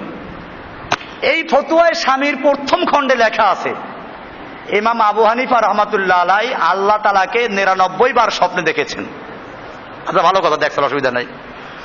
এরপরে তিনি মনে মনে চিন্তা করলেন, যদি এরপরে 100তম বার সেঞ্চুরি করতে পারতাম আর কি, যে 100 বার দেখতে পারতাম, তাহলে আল্লাহর কাছে জিজ্ঞেস করতাম যে পরকালে কেমনে নাজাত পাওয়া যাবে। এই চিন্তা করতে করতে ঘুমাই পড়লেন। রাতের বেলায় স্বপ্নে দেখেন তিনি কাবা শরীফের মধ্যে অবস্থান করছেন। কোথায়? নাটক আর কি, স্বপ্নের গুরুত্ব বুঝে এরকমই লিখতে হয়। তিনি কাবার মধ্যে শুয়ে আছেন। এই সময় তিনি দেখেন আল্লাহ তাআলাকে সবচেয়ে ভালো সুরত দেখেছেন। তখন আল্লাহকে জিজ্ঞেস করলেন যে আল্লাহ, আমরা নাজাত পাবো কি করে? তখন আল্লাহ তাআলা একটা দোয়া শিখিয়ে দিলেন। সে দোয়াটা লম্বা দোয়া আছে, ওই ফতুয়া স্বামীর প্রথম খণ্ডে আছে। ওই দোয়াটা পড়লে নাজাত পাওয়া যাবে। এখন আমি জিজ্ঞেস করতে চাই, এই যে দোয়াটা পড়লে নাজাত পাওয়া যাবে, এর আগে আল্লাহর রাসূল সাল্লাল্লাহু আলাইহি ওয়াসাল্লাম তাহলে কি সমাধান দিয়ে যান নাই? তাহলে ইসলাম মোকাম্মাল হয় নাই? তাহলে আল্লাহ তাআলা নাউযুবিল্লাহ কোরআনে বলেছেন আলিয়াউমা আকমালতু লাকুম দীন, এটা ভুল বলছেন, নাউযুবিল্লাহ। আল্লাহ বলছেন আজকে তোমাদের জন্য তোমাদের দিনকে মোকাম্মাল করে দিয়েছি। আর এখানে আবু হানিফার স্বপ্নের মাধ্যমে কি হচ্ছে? দিন মোকাম্মাল হচ্ছে। আল্লাহর নবী সাল্লাল্লাহু আলাইহি সাল্লাম পরিষ্কার হাদিসে আছে, সাহাবীরা জিজ্ঞেস করেছেন ইয়া রাসূলুল্লাহ মান নাজাত, আমরা কি করে নাজাত পাবো, কি করলে নাজাত পাবো? আল্লাহর রাসূল সাল্লাল্লাহু আলাইহি সাল্লাম পরিষ্কার বলেছেন আল কালিমাতুল্লাতি আরাজতুহা আলা আম্মি, আমি আমার চাচার কাছে যে কালেমাটা উপস্থাপন করেছিলাম, তার মানে কি আশহাদু আল্লা ইলাহা, এইটা যে সাক্ষী দেবে সেই জান্নাতে চলে যাবে। তাহলে এটা আল্লাহ রাসূল বলে গেছেন না? তো এরপরে আবার কি একটা দোয়া পড়লে জান্নাত যাওয়া যাবে না, কোন বিষয় আছে নাকি? তাহলে এগুলো কি? এই জন্য আমরা বলি এইরকম যত আজগুবি কাহিনী ইমামদের নামে তৈরি করা হয়েছে আমরা সেগুলো মানি না, সোজা কথা। ইমাম আবু হানিফা রাহমাতুল্লাহ আলাইহি এশার নামাজ উজু দিয়ে ফজরের নামাজ পড়েছেন 40 বছর পর্যন্ত। আমি বলবো যে আমি তাকে দেখিও নাই, জানি না, শুনিও নাই, সহি কোনো সনদও নাই, সনদ তাকে দেখতাম যাচাই বাছাই করে। কিন্তু আল্লাহর নবী সাল্লাল্লাহু আলাইহি ওয়াসাল্লাম কি 40 বছর এশার নামাজ উজু দিয়ে কি ফজর পড়েছেন? কোন দলিল আছে? কোন সাহাবীর এরকম রওয়ায়াত আছে? তাহলে কি হবে? এই যে কাহিনীগুলো তৈরি করেছে লোকেরা, আমরা এগুলো সম্পর্কে কোরআন হাদিসের সাথে মিলেই দেখব, সোজা কথা। আমরা কোন ইমামকে মানতে গিয়ে গুলু করবো না, বাড়াবাড়ি নাই, কোন ছাড়াছাড়ির মধ্যে নাই। আমরা প্রত্যেকটা আলেমকে, ইমামকে একজন শিক্ষক, একজন ওস্তাদের মতো মনে করি। এখন কোরআন হাদিস আমরা পড়ি যাদের কাছে, তারা যদি কোরআন সুন্নাহর বাইরে কথা বলে মানবো? ঠিক এরকম আমরা ইমাম আবু হানিফা বলেন, শাফি বলেন, মালিক বলেন, আহমদ বিন হাম্বল বলেন, ইমাম বুখারী বলেন, মুসলিম বলেন, তিরমিজি, নাসাই, ইবনে কাসির, ইবনে মাজাহ, এরকম ভাবে আবু দাউদ, আরো যত মুহাদ্দিস, মুফাক্কির, মুহাদ্দিস, ফুকাহা যত আছে সবাইকে আমরা ধরবো উস্তাদ। কি ধরবো? কোরআন সুন্নাহ মোতাবেক যতটুকু সহি অতটুকু মানবো। সেটা ওনাদের মানার কারণে না, বরং কাকে মানার কারণে? আল্লাহ এবং আল্লাহর রাসূলকে মানার কারণে। কথা ক্লিয়ার? ওনাদেরকে না। আর ওনাদের যে কথাগুলো কোরআন সুন্নাহ মোতাবেক মিলবে না তা মানবো না, কারণ আমরা মানি কাকে? আল্লাহর রাসূলকে। বিষয়টা ক্লিয়ার হয়ে গেছে? এজন্য আজকে যে বিষয়টা ছিল যে মানুষকে তাকফির করা হয় 4 কারণে, সর্বশেষ ছিল মুস্তাহিদ মুখতি, ইজতিহাদ করে কেউ ভুল করেছে, এই ইজতিহাদ করে ভুল করলে তাদেরকে তাকফির করা যাবে না। যেমন আমি দেখাইলাম যে ফিকহের মাসলায় অনেক মাসলা আমরা এখন দেখি হাদিস অনুযায়ী ভুল আছে, আমরা যারা ভুল করেছে তাদেরকে তাকফির করব না, ঠিক আছে? বা এখনো যারা ওই দলিলের ভিত্তির কারণে তারা ওই দলিলগুলো এখনো আলোচনা করে, ওই দলিলগুলোর ভিত্তিতে তারা আমল করতেছে, আমরা তো কাফের বলবো না। আমরা বলতে পারি যে সে ভুলের মধ্যে আছে, কাফের বলবো না।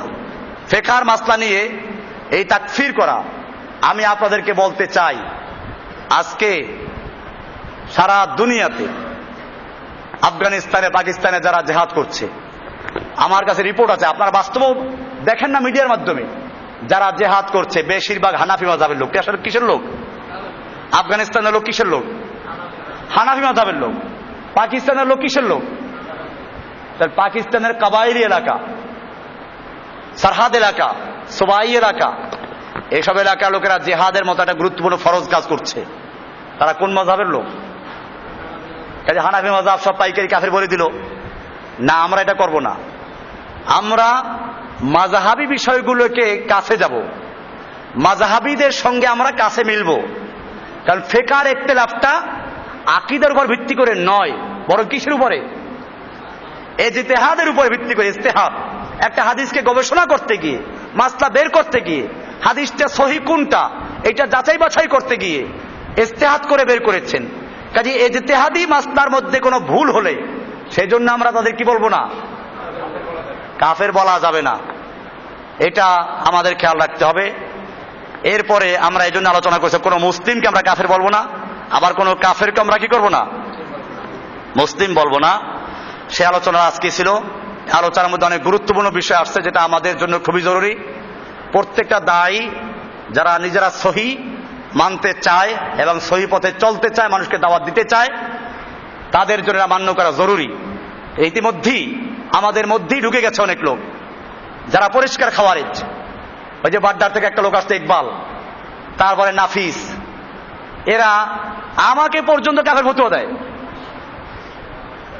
আমি বারবার এজন্য নতুন করে ঘোষণা দেয়, আশহাদু আল্লা ইলাহা, আপনাদের সামনে আবার ঘোষণা দিচ্ছি, আজকেও ঈমান তাজা করছি, নতুন করে নবায়ন করতেছি। আমি আজকের থেকে আবার ঘোষণা করলাম যে আমি কোরআন হাদিস অনুযায়ী আল্লাহকে মানি, আল্লাহ রসুলকে মানি। আশহাদু আল্লা ইলাহা ইল্লাল্লাহ, এক আল্লাহ ছাড়া আর কোনো আমার ইলাহ নাই, কোনো মাবুদ নাই। আমি কারো হুকুম মানি না, কারো শাসন মানি না, কারো বিধান মানি না। ইল্লাল্লাহ মানে কি? ওয়া আশহাদু আন্না মুহাম্মাদান আবদুহু ওয়া রাসূলুহু, আমি সাক্ষ্য দিচ্ছি যে মুহাম্মদ সাল্লাল্লাহু আলাইহি ওয়াসাল্লাম আল্লাহর বান্দা এবং রাসূল। আমি তার তরিকা, তার আদর্শ মানবো, এছাড়া আর কোন তরিকা নাই। এই লোকগুলো লালবাগের থেকে অনেকগুলো ভাই যারা আমার দাওয়াতের কারণে আলহামদুলিল্লাহ মেহনতের কারণে চলে আসছিল, দলে দলে লোক আসছিল, সেই লোকগুলোকে গোমরা করে দিয়ে মসজিদ থেকে ছাড়া করেছে এদেরকে। এই লালবাগ থেকে একটা বড় গ্রুপ আসতো, ওই ছেলেরা আমাকে ওখানে দাওয়াত দিয়েছে, খুব ভালো ছেলে ওগুলো। আমি সেই ছেলেগুলো দৌড় দিচ্ছি না। এই লোকগুলোকে গোমরা করেছে দুইটা লোক, একটা নাম ইকবাল আর একটা নাম কি নাফিস, এর সঙ্গে আর একটা আছে এখন যোগ হয়েছে আব্দুর রহমান। এই ফালতু পোলাপানগুলো না কোরআন পড়তে না হাদিস কিচ্ছু বোঝে না। ওদের কে তাল দিয়েছে? হানাফি মাযহাব সব কাফের, রফল ইদান না করলে কাফের, জসিম ভাই রফল ইদান করে না, আমিন জোরে বলে না, কাজী কাফের হয়ে গেছে। এই মাসলাকের কেউ যদি থাকো, যদি আমার কথা বুঝে এসে থাকে তওবা করো, আর যদি বুঝে এসে না থাকে তাহলে খবরদার এখানে আইসো না, ধরতে পারলে জবাই দেবো কিন্তু আমি। এগুলোকে খাওয়ারেজ আমি আপনাদেরকে বলে দেই, এরকম যদি কাউকে পাওয়া যায়, একটা খারিজি এখানে বসে ফটো দিচ্ছিল তাবলিগ আর কাফের। এবার তাবলিগ আমি কাফের বলছি? তাবলিগকে কাফের বলি আমি?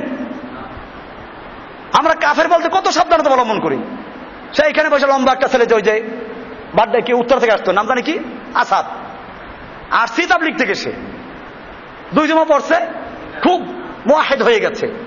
এইখান দ্বারা যে তাবলিগ আর কাফের বলা শুরু করে দিচ্ছে। কয়েকদিন পর আমার কাছে খারিজি হইয়া উত্তরাতে যারা আছেন, এই আসাদ নামে একটা ছেলে, লম্বা ছেলে, সাবধান থাকবেন এর থেকে।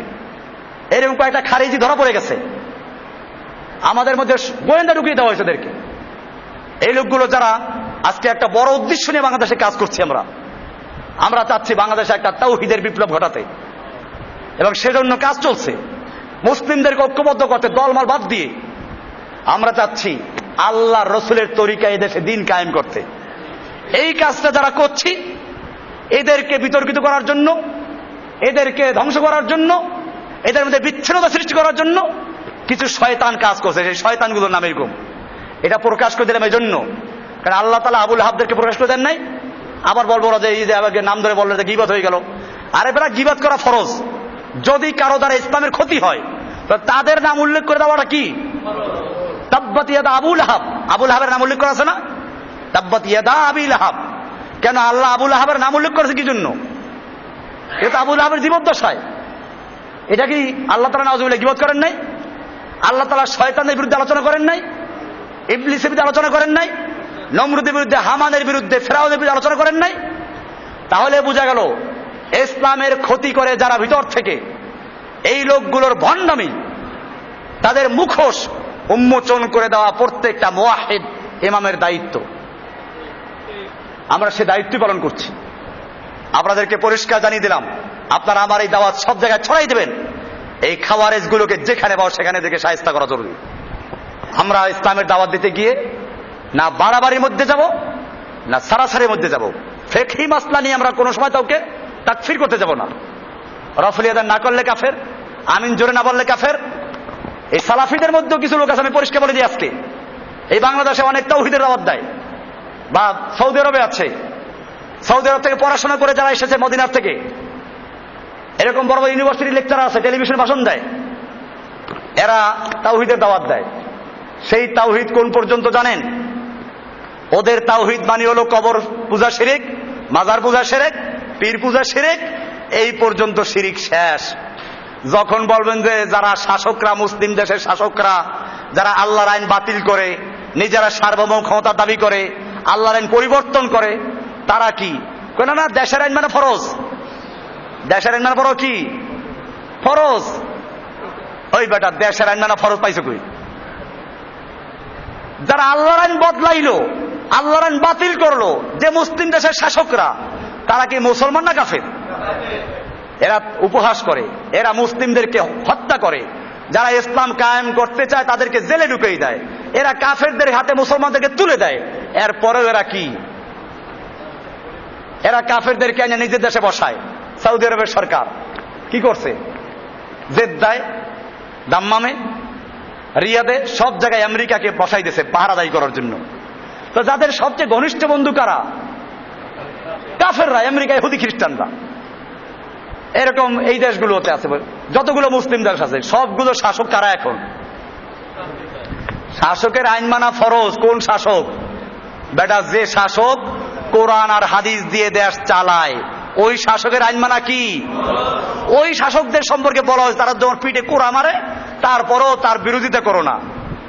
আর যেই শাসকরা কোরআন এবং সুন্নাহ মোতাবেক দেশ পরিচালনা করে না, বরং কোরআনের আইন বাতিল করে, তারা তাদের দস্তুর, তাদের সংবিধানে পরিষ্কার লেখা আছে যে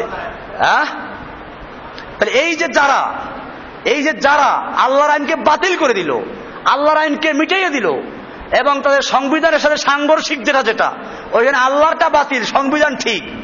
এমনকি যদি সংবিধানের বিরুদ্ধে বলে তাহলে বলে রাষ্ট্রদ্রোহী। ওই বেটা, তোর সংবিধানের বিরুদ্ধে কথা বললে যদি রাষ্ট্রদ্রোহী হয়, আল্লাহর দেওয়া সংবিধানের বিরুদ্ধে বললে তাকে কি বলবো আমরা? আল্লাহদ্রোহী। তাহলে যারা আল্লাহদ্রোহী হয়ে গেল, তুই তাদেরকে হেফাজত করার জন্য যারা আল্লাহর কথা বলে তাদেরকে বলি রাষ্ট্রদ্রোহী। এই লোকগুলো কত বড় গোমরা আমি জানি না। আল্লাহ তাআলা একদল লোক সম্পর্কে বলেছেন, মাসালুল্লাযীনা হুম্মিলুত তাওরাতা কামাসালিল হিমার, যাদেরকে তাওরাত দেওয়া হয়েছিল ওরা হেমারের মতো, গাধার মতো। হেমার মানে কি? গাধার পিঠে যদি কোরআন শরীফ আর হাদিস শরীফ সব মিলিয়ে বহন করা হয়, বিজ্ঞানের বই চাপাই দেওয়া হয়, গাধায় কোনো জ্ঞান অর্জন করতে পারবে? ওর পিঠে ওই আলুর বস্তা দেওয়া যে কথা, আর কোরআন হাদিস আর বিজ্ঞানের বইয়ের বস্তা দেওয়া কি? ঠিক এরকম ভাবে এই আলেমগুলোকে আল্লাহ তাআলা কোরআনের ইলম দিয়েছিলেন, হাদিসের ইলম দিয়েছিলেন, যে মানুষকে তারা তাওহীদের দাওয়াত দিবে, জিহাদের দাওয়াত দিবে, শিরকের বিরুদ্ধে দাওয়াত দিবে। এই লোকগুলো কি করলো? শাসকদেরকে বাঁচাবার জন্য দুনিয়ার শাসকদের পা চাটাই গোলামি করে তারা বলে যে শাসকদের আইন মানা ফরজ। অথচ শাসকরা রাস্তার মোড়ে মোড়ে মূর্তি বানাচ্ছে, এরপরে তাদের আইন মানা যদি ফরজ হয়, তাহলে শাসকরা আইন করে দিয়েছে 21শে ফেব্রুয়ারি মূর্তির সামনে নগ্ন পায়ে যেতে হবে, ফুল চড়াতে হবে, মূর্তির সামনে নীরবে 1 মিনিট দাঁড়াতে হবে, করো গিয়া ফরজ, শাসকের আইন। ওই আলেম সাহেবদেরকে আপনারা প্রশ্ন করবেন যে ভাইজান, আমরা কি তাহলে শাসকের আইন মানতে গিয়ে, দেশের আইন মানতে গিয়ে 21শে ফেব্রুয়ারি শহীদ মিনারে ফুল দিব না? মূর্তির সামনে গিয়ে আমরা নীরবে দাঁড়াবো না? আমরা কি ওখানে গিয়ে নগ্ন পায়ে হাঁটবো না? আমরা কি দেশের আইন মানতে গিয়ে পহেলা বৈশাখ আমরা কি করবো? পান্তা ভাত খেতে যাবো না? মেয়েদের হাতে পান্তা ভাত খাবো না? আমরা কি দেশের আইন মানতে গিয়ে নেতা নেত্রীদের সাথে একসাথে বসবো না? জিজ্ঞেস করে এদেরকে, আমরা কি দেশের আইন মানতে গিয়ে চোরের হাত কাটার বিধানটা কোরআন থেকে তুলে দিব না? আমরা কি দেশের আইন মানতে গিয়ে সুদ আল্লাহ হারাম করেছেন এই ফতোয়া কি বাতিল করে দিব না?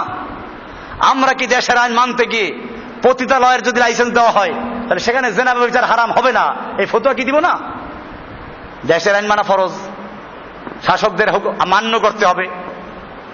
ওই বেটা কোরআনের আয়াত দিয়ে দলিল পেশ করে আতিউল্লাহ ওয়া আতিউর রাসূল ওয়া উলিল আমরি মিনকুম, ওখানে পরিষ্কার আছে তোমরা আল্লাহর আনুগত্য করো, আল্লাহর রাসূলের আনুগত্য করো, এবং তোমাদের মধ্যে উলিল আমর, এখানে আত্মীয় শব্দ নাই।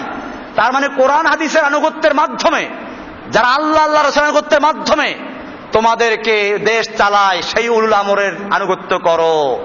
আর যারা নিজেরা আল্লাহ এবং আল্লাহর রাসূলের আনুগত্য করে না তারা উলুল আমর না, জেনে রাখো তারা হচ্ছে উলুল খামর। তারা কি? উলুল খামর। ওরা উলুল আমর না, ওরা মদের হেফাজতকারী। কাজী খবরদার এই সমস্ত আলেমদের ফতোয়ায় বিভ্রান্ত হবেন না। যে আলেমরা রফুল আদায় না করলে কাফের বলে, যে আলেমরা আমিন জোরে না বললে কাফের বলে, যে আলেমরা বুকের উপর হাত না মারলে কাফের বলে, অথচ মূর্তি তৈরি করলে কাফের হয় না, সুদ হালাল বৈধ করে দিলে কাফের হয় না, মূর্তির সামনে পূজা করলে কাফের হয় না, আল্লাহর আইনের পরিবর্তে আইন তৈরি করলে কাফের হয় না, মানুষের সার্বভৌমত্ব কায়েম করলে কাফের হয় না। কাফের হয় আমিন জোরে না বললে। এইরকম যারা তাওহীদের দাওয়াত দেয়, আমি সেই তাওহীদবাদী ভাইদেরকে বলছি, যদি বুঝে না এসে বুঝার চেষ্টা করো, তোমাদেরকে দাওয়াত দিচ্ছি পূর্ণাঙ্গ তাওহীদে চলে আসো। তোমার তাওহীদের মধ্যে মাথা নাই, কি নাই? মাথাবিহীন তাওহীদ। তাওহীদের দাওয়াত দাও, পুরো তাওহীদ। পৃথিবীর একটা রান্নাঘর থেকে শুরু করে বঙ্গভবন পর্যন্ত, সংসদ ভবন পর্যন্ত তাওহীদ চলবে। এক আল্লাহর বিধান, এক আল্লাহর হুকুম রাষ্ট্রে চলবে, সমাজে চলবে, ব্যাংকে চলবে, আদালতে চলবে। এই তাওহীদের দাওয়াত দাও। নতুবা এমন তাওহীদের দাওয়াত দিও না যেই তাওহীদ ওই কবর পূজা, মাজার পূজা পর্যন্ত শেষ হয়ে যায়, আর এর উপরে যাইতে পারে না। ওইখানে তাগুতের আইন চললে সেখানে কোনো কথা নাই। আপনারা কোন তাওহীদের দাওয়াত দিবেন? বিষয়গুলি কি ক্লিয়ার হচ্ছে আমি কি বলতে চাচ্ছি? ভালো করে বোঝার চেষ্টা করবেন। তাওহীদের উপর আসবেন, পুরো আসবেন। আদা আদি তাওহীদের উপরে যারা আছে, সবচেয়ে বড় যে শিরিক, রাষ্ট্রীয় শিরিক, রাষ্ট্রীয় তাগুত, যারা সমস্ত ছোট ছোট শিরিকগুলো কি করে লালন করে। আজকে যদি আল্লাহ তাআলা মুমিনদেরকে, আমাদেরকে আল্লাহ তাআলা মনে করুন খেলাফতের দায়িত্ব দিল বাংলাদেশে, আমরা কি করব? আমি তো জানি না, এটা ভিন্ন বিষয়। আমি যদি বাংলাদেশে কোন খেলাফত কায়েম করতে পারি, ইনশাআল্লাহ প্রথম কাজ হবে যত জায়গায় মূর্তি আর মাজার আছে এইগুলো সব চুরমার করে সমান করে দেওয়া। 2 নাম্বার কাজ হচ্ছে জীবন্ত মূর্তি যেগুলো আছে, পীর সাহেব, এই সবগুলোকে গ্রেফতার করা।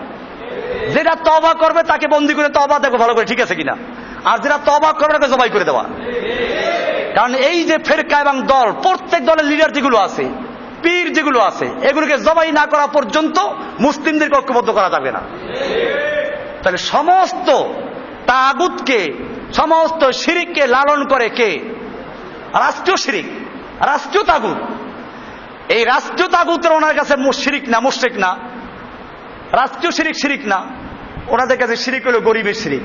আমি বলি এটা গরিবের শিরিক, পীর মুরিদির শিরিক, কবর মাজারের শিরিক, এগুলো গরিবদের শিরিক। আর ওই শিরিকটা কিসের শিরিক? ভিআইপি শিরিক। এই ভিআইপি শিরিকটা তাদের কাছে শিরিকই না। কারণ তাহলে যাদের থেকে টাকা পয়সা পায়, যাদের গুণগান গায়, তাদের বিরুদ্ধেও চলে যায়। তো সেই জন্য এখানে গিয়ে তারা কি করেন? এড়াইয়া যান।